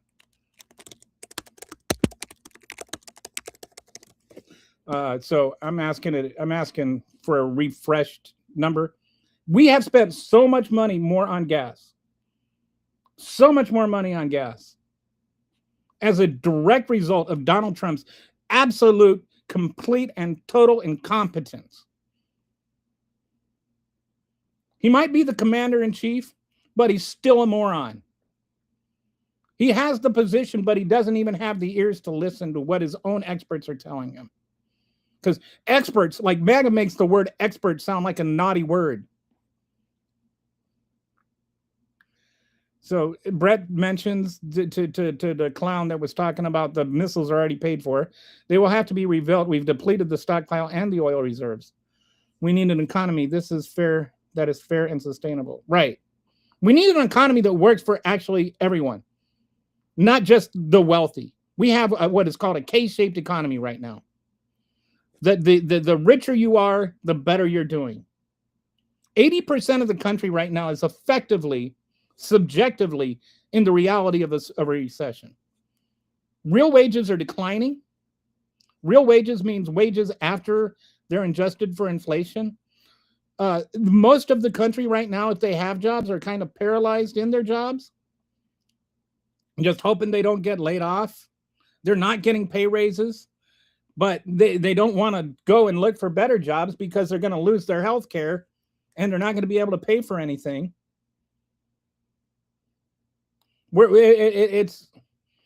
People are trapped in their jobs and the employers love it because the employers, the rich corporations, they don't have to worry about, giving, actually striving to keep their employers or their employees. Their employees are afraid to leave because they're afraid that their job's going to be, replaced by AI somewhere. Like right now, Donald Trump is overseeing an incredible economic disaster, and he's doing everything exactly the wrong way. I am not as anti-AI as some people are, but we need to regulate AI and regulate it in such a way that people's jobs and incomes and careers are protected and not replaced by AI. The only ancestry shared by all the people today is African ancestry. This is an objectively factual statement. Not all that relevant to anything, but it is objectively factual. China is building nuclear missiles, and China is building nuclear missiles and military weapons. China is all propaganda. So what? I remember that you've never fought in a war. Okay. Neither has Donald Trump. But at least I served in the military. I just paid $3.45 a gallon for gas yesterday in Southern California. Research why apparently China's green infrastructure is reducing demand.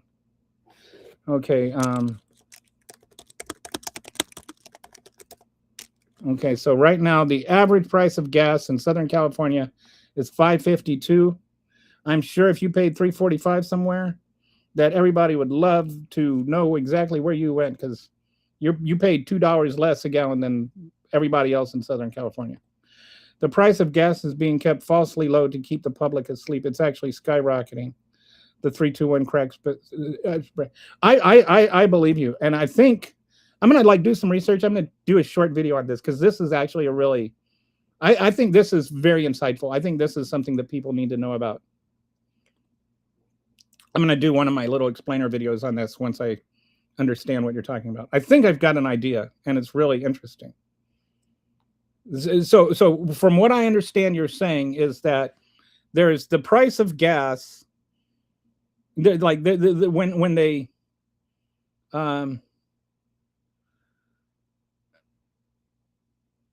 the difference. The real price of gas is being masked by them paying these by supplementing it and by adding this ethanol.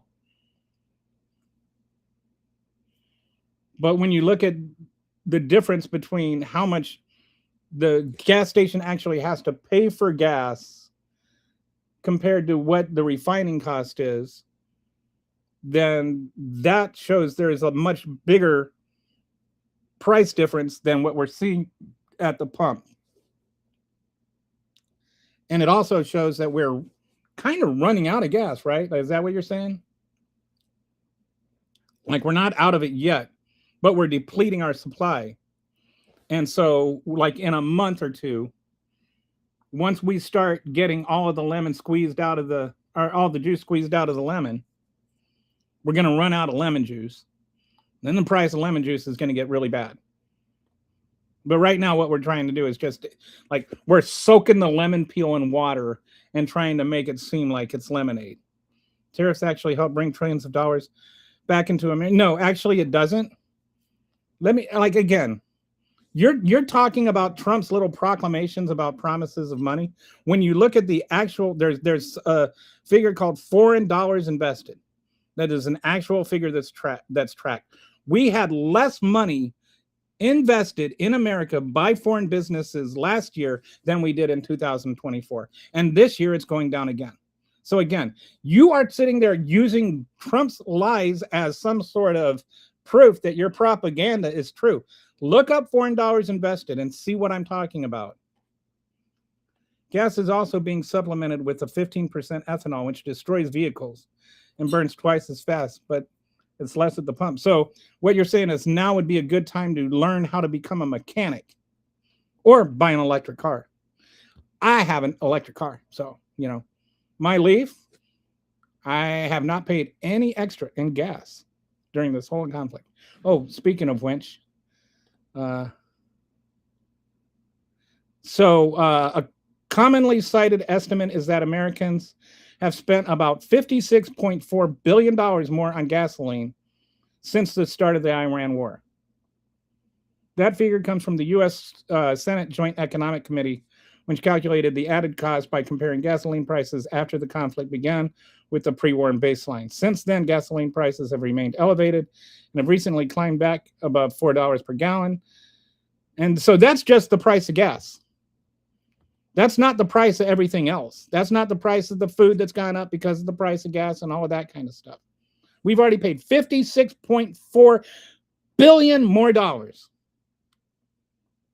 We saved $10 billion on the SNAP benefits this year being cut, but we paid $56.4 billion more dollars. That's 5 times as much as we've saved in the so-called, SNAP benefit as Americans. So yeah, it's all the Democrats' fault.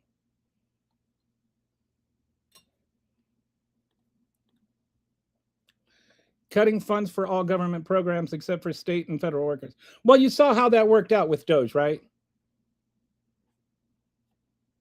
You saw how that worked out. See, the problem with this kind of thing is you don't know what those government programs do, how they generate money for local communities, the good they do, the cancer, the diseases they prevent. Every single government funded program exists for a reason. And you can't just sit there and say, cut the funding without finding out what that reason is. It's a lazy argument that has been made over and over again. That's back to Ronald Reagan. Every single president sits there and they say they're going to cut funding for all the waste and the fraud and the abuse. And there isn't that much of it. And you see people, oh, look at this. Oh, they're spending money on transgender frogs or whatever. And it's like they don't even know the difference between transgender and transgenic. Donald Trump probably thinks that transatlantic means that Europe is trying to identify as North America. If they can speculate, they can tax. Exactly. Yeah, there is no such thing. Ethanol lowers emissions 90%. Why do you think we don't just run purely on alcohol, on corn alcohol? Our problem is we're not funding things based on taxes. We are funding things based on borrowing. Congressional Budget Office says we are borrowing $39 billion a week. That's a fiscal year. That's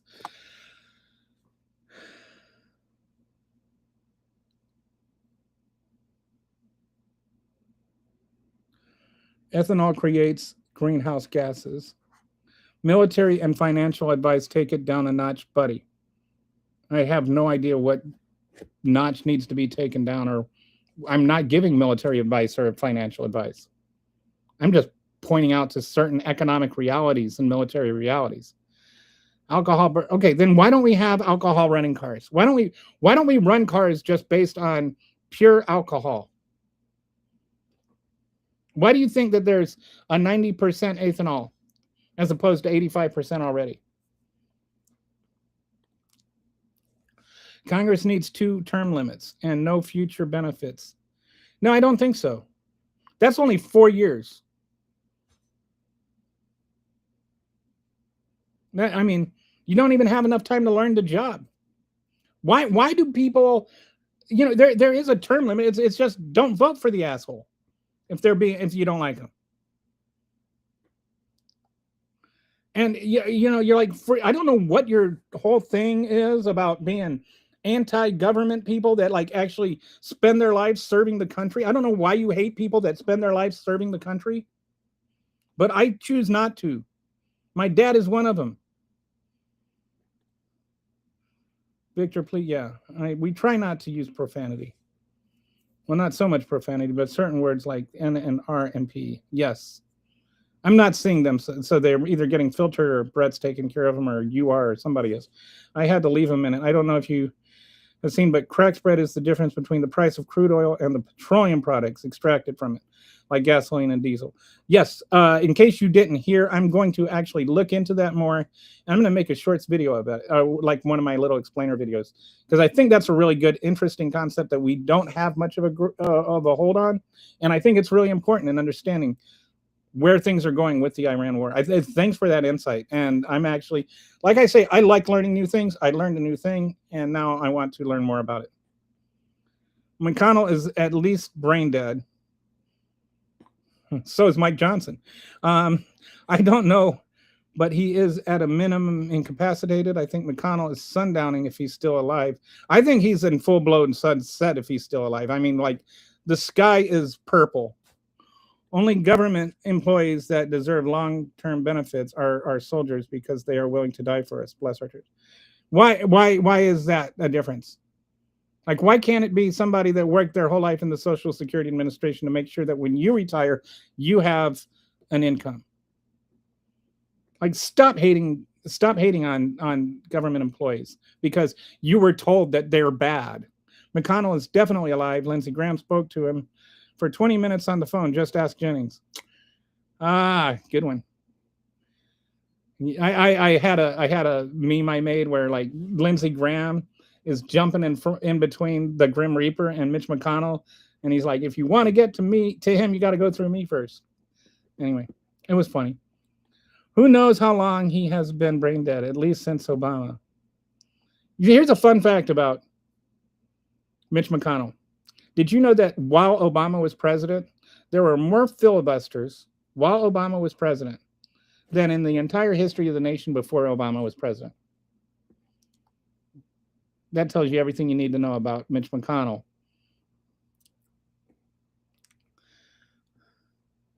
Trump lies daily. Oh, if he only lied daily, every time he opens his mouth and a word comes out, there's a lie there.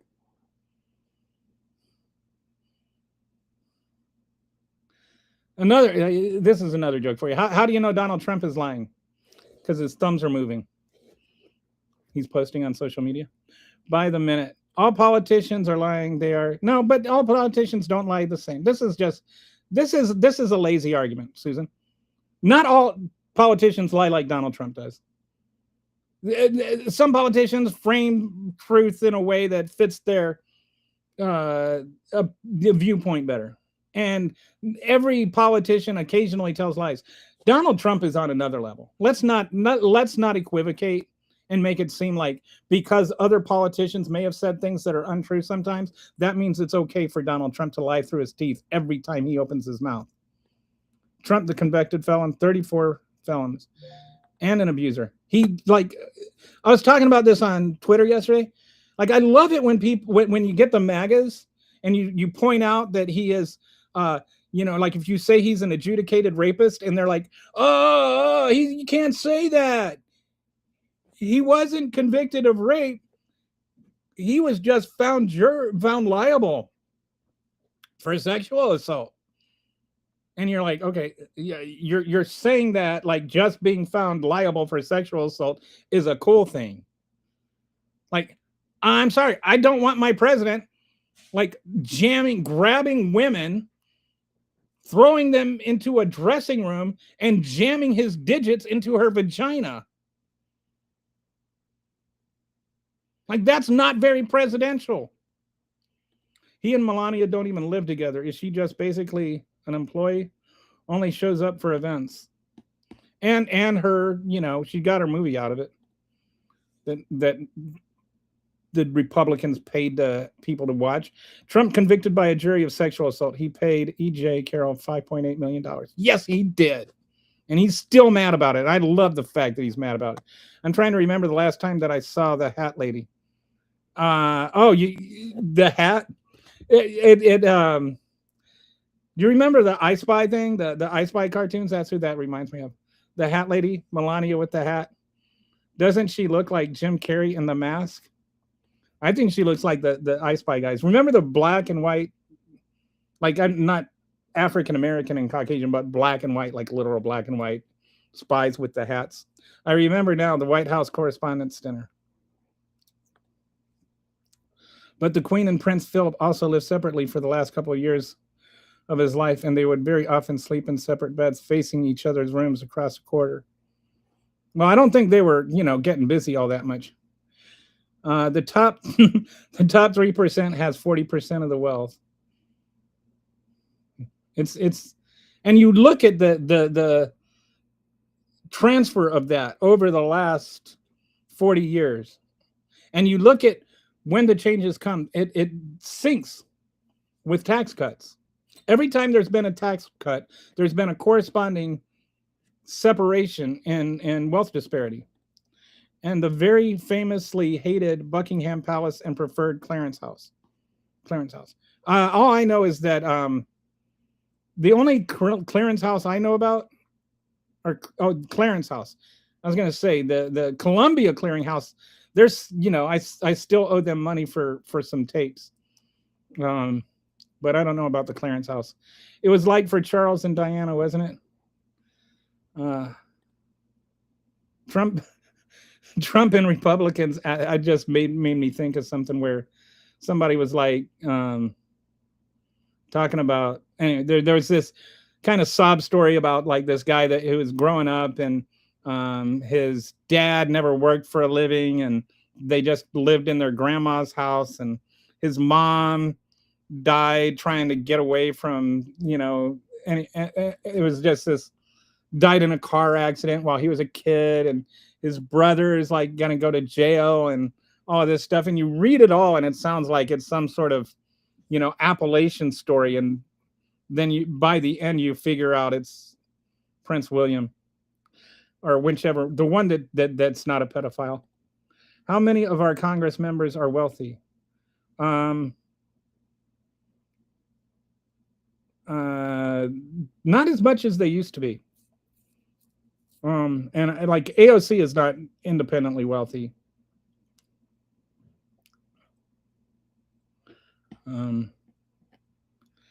The Hannibal Brett says all of them, not quite all of them. And actually, you know what? Joe Biden didn't become a millionaire until after he was vice president.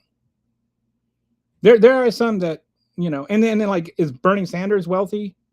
Considering, what he's, considering everything, he has a house that he invested in, that the house is worth money, but I mean, that's just, appreciation of a house that he bought.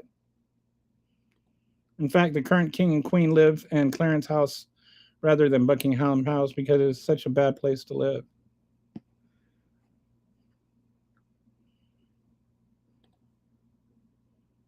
Shooting the Iranian school was pure incompetence by a military.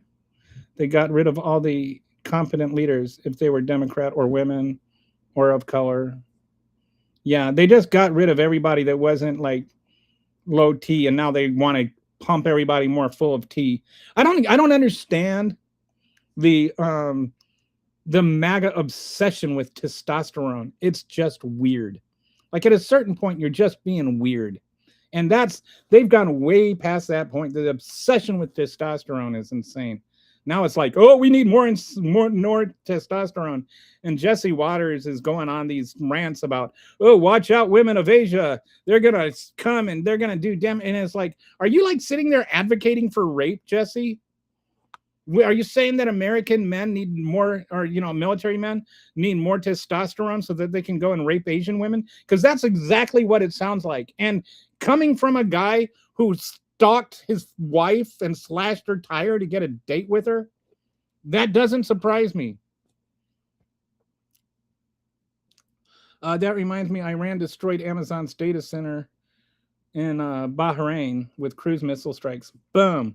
Sorry, Jeff. Bidenomics was building the economy from the bottom up. It was working fabulously. Took us from the complete mess of recession of Trump's first term into a recovery beyond anyone's expectation. Nobody gives Joe Biden near enough credit for the rapidity with which we recovered from the disaster which Donald Trump left us. There was a congressional budget report. See, this is one of the problems we have, is nobody reads. The Congressional Budget Office did a report in 2020 projecting what would be a good timeline for an economic recovery. And they said, if things go well by 2024, unemployment will be down to 6%. And Joe Biden had it down to 2 to 4% by the end of his first year in office, and had one of the lowest unemployment rates of any president in history. And that's just the Donald Trump jobs coming back. Well, why did they go away? And they weren't just the Donald Trump jobs going back.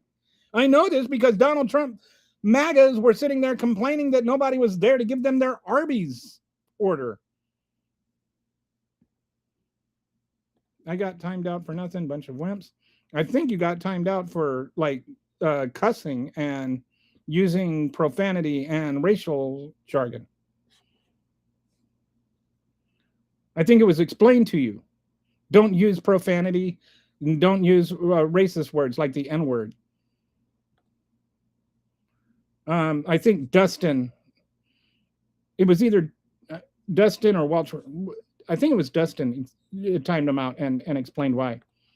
Data center popping up everywhere and not a decent power grid to work with. You see, this is, okay, then you should be like telling the Republicans no. I think that data centers need to be regulated. I live in Texas. And in Texas, if it comes to a choice between my electricity and the data center's electricity, I lose my AC before they lose their data center. Data centers are getting prioritized over people. And that's Greg Abbott. That's not the Democrats. Trickle down is just rich people peeing on you from on high and telling you it's raining. Just for you, Victor. It was probably just a YouTube hiccup, but I could be wrong. If it weren't for the billionaires making so much money in the stock market right now, the true underlying recession would be obvious. They point to the stock market as it affects the rest of us. There's a couple of things at play. Number one is consumer spending is the reason we're not officially in a recession is that consumer spending has not gone down. There's two reasons for that. One is consumer spending has changed in terms of who is doing the spending. Right now, over half of the dollars spent are spent by the top 10%. So you've got a very small percentage of the country spending like half of the money. The other 90% is spending the other half. That's one thing. It's just a shift in who is spending. That's why I say it's a K-shaped economy. The second thing that's happening is credit card debt is going up. It's going through the roof. Credit card defaults are going up through the roof.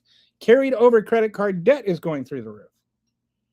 So all of that says to me that the 90% that are still spending money, they're having to borrow money to pay for things that they used to pay for out of their paycheck.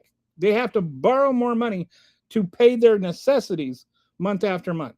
And that's going to have that has a limit on it before you start running out of credit. And that's why you start seeing the credit card defaults go up. So we're much closer to an economic crisis than you might realize. We're not paying enough attention to the credit card debt going through the roof. This is no longer an experiment we have watched over and over. When the Republicans take office, they give tax breaks to the rich and destroy the economy. Then Democrats take it over and repair it. It happened with Clinton. It happened with Obama. It happened with Biden. Every single one. All three of them inherited recessions. And all three of them left us in a better place than they left the economy in a better place than they found it. All three of them had lower deficits with that when they left office than when they entered office. Labor is a commodity, doesn't always have to be exploitive. Definitely the exception, though. I agree there.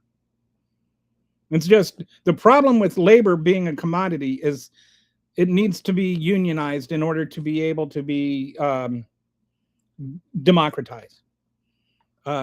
If you divide everybody, then you make everybody afraid they're going to lose their job.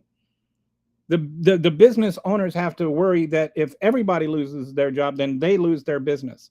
That is our negotiating capital. Is not that you can't replace me, it's that you can't replace all of us and stay in business. It is cheaper for you to pay us more if we unionize than to fire us all. When the right wing figures out that this is not the right against the left, but up against down.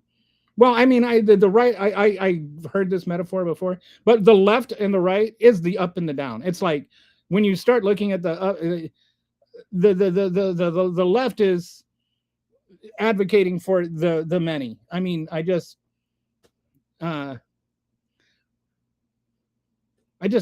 don't like the metaphor, but I agree with the concept.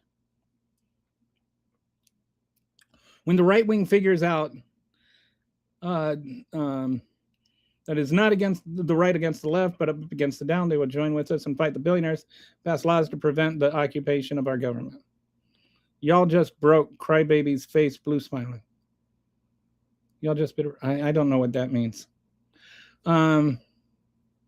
It must have been some emoji or something, and I don't know what it means. Like, y'all just bitter. What does that even mean? You guys are the ones that sat there and screamed about economic anxiety when you voted Trump into office. Currently, the U.S. market is being falsely upheld by the Magnificent Seven, as they are called by themselves, 7 billionaires, just cycling the same money around in a circle. It's the fake part of the Trump gift. And it's also like, this is what's causing the stock market to go up. Like, if you take that Magnificent Seven, the tech and the AI parts out of the stock market, the rest of the stock market is actually down. This whole thing is inflated, and it's inflated by people borrowing money against things that they borrowed money against each other. Like the chips and the AI and all that, they all borrow money. And so there's like, and it's all unregulated. And it's all kind of woven together.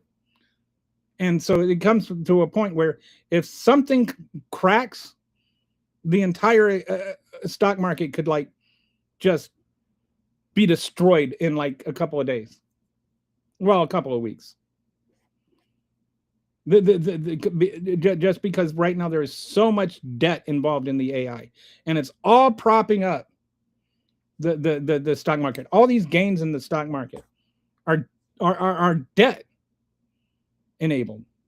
Like, none of these AI companies are turning a profit yet. America is being fleeced on a level they can't even they have no idea. None. You do realize the 27th Amendment was passed so Congress can't give itself a pay raise that takes effect that Congress, so that you can throw them out of office for giving themselves a pay raise. Yep. I don't think a lot of people understand that the 27th Amendment is even there. That was the last amendment. It's the only amendment since the one that made 18 the voting age. We used to have amendments a lot more often. I think we need to pass a new amendment that says that the President of the United States can be prosecuted for any crimes that they commit, whether they're official or not. Jesus was a socialist. I love Acts 2. Do you know what Acts 2 says? It says that they sold everything and had all things in communism, or in common. Acts 2, I forget the exact verse. Acts 2, read Acts 2. And it talks about how the apostles, they sold, like the Christian church, the initial Christian church, they sold everything and had all things in common. They were communists. That's exactly what communism is. The right wing is turning their cult against socialism in preparation of canceling Social Security, a socialist program. And MAGA they would have definitely deported or arrested Joseph and Mary, because they didn't have master's degrees, and they would have never gotten a visa. Yes, the fire department is socialism. So is the U.S. military, by the way. If you hate socialism, you hate the military. But they love using his talking points as weapons of control. Imagine being dumb enough to fall for thinking democratic socialism is communism just so you will vote against your own best interests. Well, they did it for like 20 years. Gen X fell for that. Not all of us, but I mean, they've been calling communists, Democrats communists since like Carter, and that's how Reagan won, is labeling Carter as a communist. And by the way, Jimmy Carter was not actually a communist. They used it, and then it was liberal. They used the word liberal like it was some sort of epithet. And they've been doing that for years. They've been doing that for like generations. And now you've got a group of people that, starting with the millennials and then strengthened with Gen Z, they use it as a slogan. Like they love, saying that they're liberal. They embrace socialism. You accuse them of being socialists. To them you accuse a Democrat of being a socialist, and they're like, well, you don't have to run campaigns for him. I was already going to vote for him. Trump used it as a curse word. They don't even know what it means. They're just regurgitate. And the people that he's trying to scare actually do what it means. Do know what it means. And they laugh and they just say, no, he's a socialist and I like socialism. You see these like pundits, even on MS Now, like with Joe Scarborough and stuff, where they're like sitting there, oh, these, today's young people, they even like socialism. And it's like, yeah, why not? Why not actually have the discussion? Again, the broom. Let's look at the facts and let our opinion be based on the facts, not our facts based on our opinion. If socialism, in the terms of, social democracy and mixed capitalism works better, then why not do it? Why do we have to have these, I'm afraid of things? Like I said, you know what? It should be make America gutless again. Because that's the entire MAGA platform, is you got to be afraid of everything. They're afraid of immigrants. They're afraid of NATO. They're afraid of, Iran getting nuclear weapons. They're afraid of trans people. They're afraid to go to the bathroom because somebody might not be, somebody with a penis might be peeing next to them. They're afraid of everything. They're a bunch of cowards. They're the gutless generation. Make America gutless again. Is constant lies are their reality? Yes. I don't think it's a great idea for us to start using other terms because they are confusing the definitions of word. We have to stick to reality. Well, I think that's why we need to, just because, the term is tainted. Like when here's an example. Do you know what the word peruse means? Because you may not know what it means. A lot of people, when they use the word peruse, you'll say, oh, did you get a chance to look over those documents? And they're like, yeah, I perused them. And they mean, when they say it, they mean that they read it quickly. They kind of scanned through them. They kind of got a general idea. And I think that's most people's understanding of the word peruse. But the actual original meaning of the word peruse is study carefully. It's the opposite of the way people use it. So then if somebody says that they peruse something, do they mean what today's normal nomenclature means? Or do they mean what the word actually means? There's confusion over the word because you don't even know which meaning of the word they mean when they say they perused. So the better is to say, I scanned them or I studied them, right? Use the words that actually convey what you mean in a way where everybody's going to know what you mean. If the word causes confusion, use a different word that doesn't cause confusion. So that's why I think we should just start calling it mixed capitalism, because it doesn't cause any confusion. There's not this whole, equivocation of what does socialism mean. If we started calling democratic socialism mixed capitalism, then the right wing would start a campaign to convince everyone mixed capitalism is communism. But they wouldn't, because it's got the word capitalism in it. And nobody's going to understand how you can call capitalism communism. The wall falling genuinely meant seeing your living loved ones again. Yes. I can't even afford a house. I want to so bad. And the average age of first-time homeowners has gone up like 20 years, which means that there's less inherited wealth. It's amazing, but 2 generations of, you know, making everything worse for poor people actually has a dramatic impact on our economy. The right wing has been convinced that Trump is America. They use his name and America interchangeably. And they think if you don't love him, you don't love America. And I would say if you love him, you don't love America. Donald Trump is a traitor. He literally tried to overthrow the country.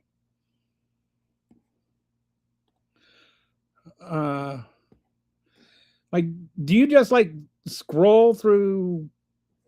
This is your second time you've said this.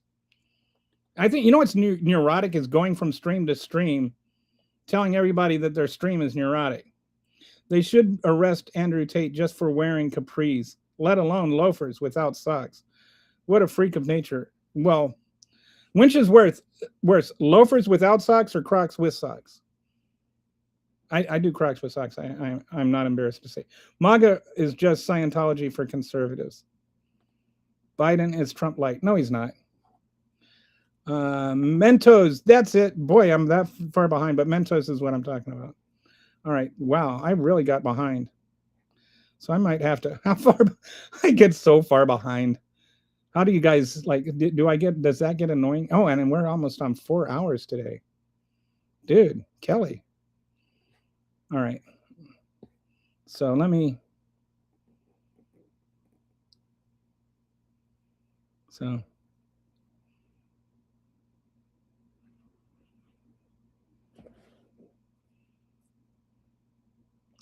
Republicans and Democrats, 2 wings of the same bird. Well, it's not really. I get tired of this kind of thing. It's not. It's just not. It's just lazy. It's a lazy thing to say. It's not even worth blocking. It's so lazy. Also, are you shadow banned? So when you finally lose your time out after 24 hours, you don't even be able to say anything here. Of course, you'll see it, but no one else will. If he hadn't come out swinging and accusing, he could have kept talking his nonsense. Look, I mean, okay, so my moderators are Harry is a moderator, Brett's a moderator, Dustin's a moderator, and Walter's a moderator. And then when she's around, Kitty's a moderator. I trust my moderators.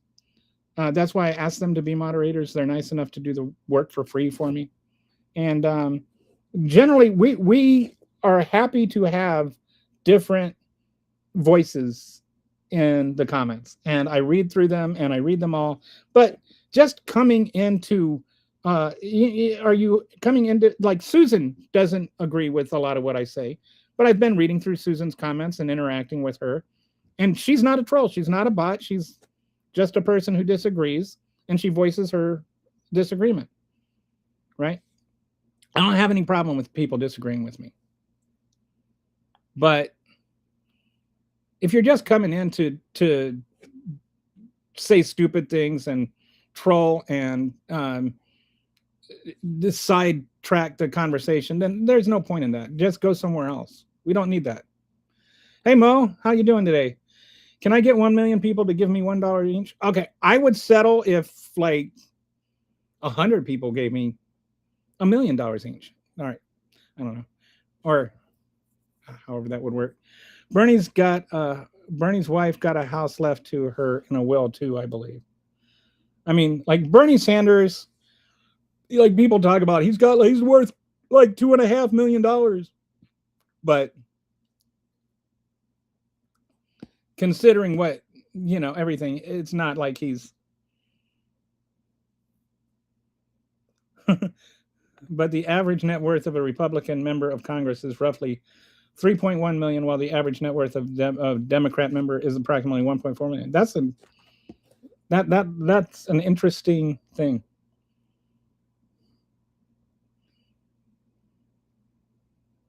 And if a Democrat is rich, then Republicans criticize them for being rich. And if they're poor, then they would criticize them for being poor and jealous or whatever.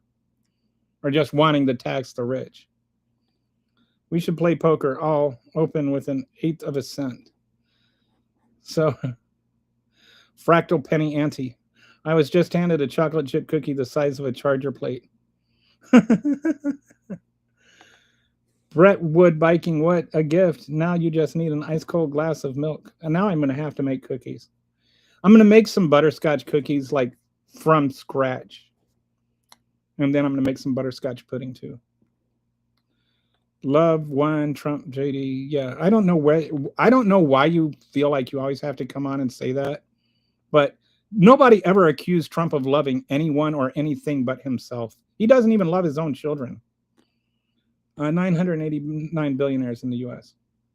If you took the top, here's a fun fact for you. If you took the 10 wealthiest people in America and you were to tax them, their wealth gain last year, if you were to tax their wealth gain, not their total wealth, just their gain in wealth, and treated wealth gain like you would for income, because they don't live off of their income. They live off of their wealth. If you were to tax them at the same rate as the average American pays in actual taxes, then you would more than pay for an entire year's worth of SNAP benefits. Just throwing that out there. The U.S. is fixing to see the dollar has no value. I served in the military, yes. From 1986 to 1990. There was no wars then, so I didn't see any combat. I was also medical, so I wouldn't have seen combat if there was. But yes, I served in the military. Need an amendment or a new law that convinced felons cannot run for president, convicted felons. I don't know. I don't know about that, because you could be a convicted, like Nelson Mandela was a victim, was a convicted felon, right? So if South Africa had that law, he couldn't have run for president. You can convict somebody of a crime for purely political reasons, and then that would annul them from being able to run for office. Now, some people will say that that's what happened with Donald Trump. Of course, the evidence and the facts say otherwise, but they don't look at the evidence and the facts. They just look at the fact that Donald Trump got convicted, and Donald Trump can do no wrong. So clearly, the conviction was wrong, not Donald Trump. They called themselves Socialist Democrats. There's Democrat Socialists of America, and there's Social Democrats. Social Democrats are the difference between Social Democrats and the people who call themselves DSA. There is technically a difference between democratic socialists as a philosophy. Like Democratic Socialists are more for democratically elected socialism versus forced communism, like the USSR had. But they're, like, eventually you win over the public and you get a democratically elected socialist party. But the problem is the DSA, while they believe elements of our society should be socialist, and that's what they're talking about when they talk about democratic socialism, they only mean some things. They don't mean everything. They're not talking about getting rid of private houses. We know this for a fact because they advocate for a wealth tax. And you can't have a wealth tax in a communist country because communist countries don't have wealth. Everything is owned by the state. It's like I make this joke all the time because I'm self-employed, and I say I'm thinking about forming a union for the self-employed. But the joke is that you are both the people and the employer. You're the employer and the employee. Self-employed. That's what it means, right? So that's the problem with that's why you don't have unions in communist countries. The employer is the people. You don't have taxes in communist countries. You have paychecks. I still can't get past, you can have 34 felonies and be a president of the United States, but if you have one, you can't work at most places in America.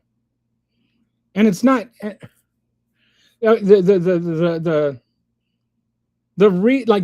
talk about, they talk about this whole thing about how they'll try and dissect why the convictions shouldn't matter or whatever. And it's like, okay, the fact of the matter is that he sat there and he smashed a porn star and did 3 pumps in a dump in a porn star while his wife was nursing their infant son. Then he paid that porn star 34 checks to keep her mouth shut, which was a clear campaign finance law violation, right? These are all facts. None of these facts are in dispute. And we know that this was a payoff because they wrote the plan on the receipt. Michael Cohen went to the bank and took out the loan, and he brought the receipt for that bank back, or for that loan back, which also showed that he sent the money to Stormy Daniels. Then he brought that receipt back. They wrote the plan on the receipt, and all three of them signed the receipt. I mean, when you talk about they brought receipts, they literally brought receipts. The prosecution brought literal receipts, right? This was not like some sort of, CSI operation where they had to use blue lights and stuff. They had signed confessions on a receipt of the crime that they planned and then carried out. Each time Donald Trump signed his name on the check, that was a receipt. They brought receipts. And at the core of the crime is the immoral act of a man that smashed a porn star while his wife was breastfeeding his infant son. So just that would have been disqualifying for anybody else. But Mr. Grab Them by the Pussy can also smash porn stars and then pay them off illegally to keep silent.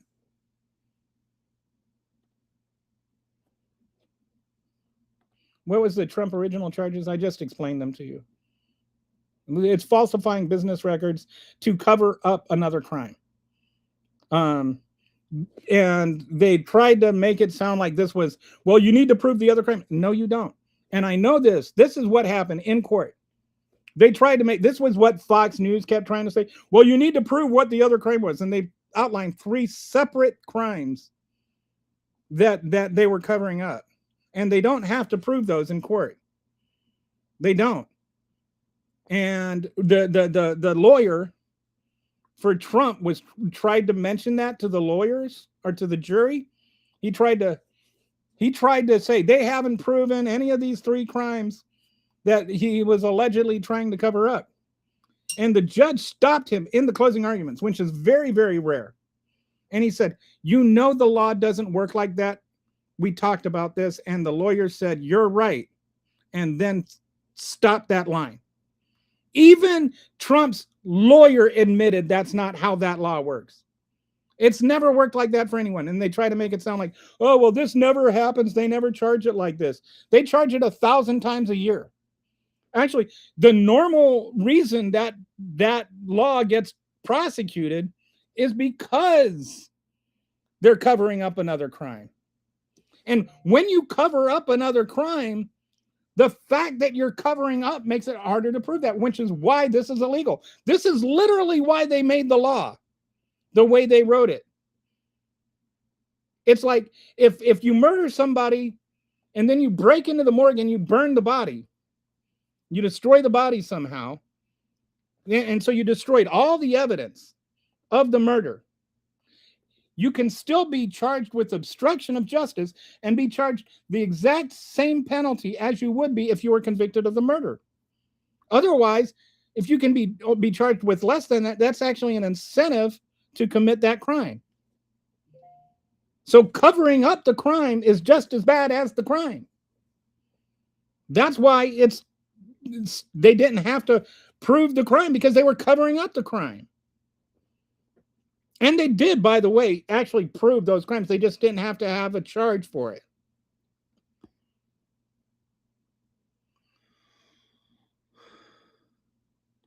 I don't know if that answers your question, Robin, but I answered it. You just typed, was that the original charges? Because it wasn't. You had a question and a statement. Help me make that. The Manhattan, so she's going to go into...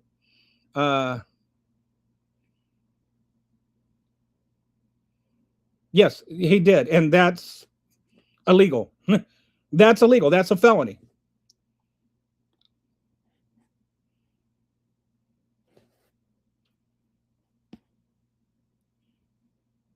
Okay. So, and we are actually we're just rounding up to 4 hours here, and so I need to get going. Um, sorry for all the comments I didn't get to. We'll read the last comment just because Alabama anarchist doesn't need to go ignored. Reality is so much stranger than fiction. God, American politics right now feels like it was written by a fifth grader. And you know what? So did most of Trump's speeches. So anyway, if you haven't already clicked like and subscribe, you can do that now. I would appreciate it. If you don't like it and you don't want to subscribe, you don't have to, but I would appreciate it if you did. Have a wonderful evening. I will talk to you tomorrow. Thanks for watching.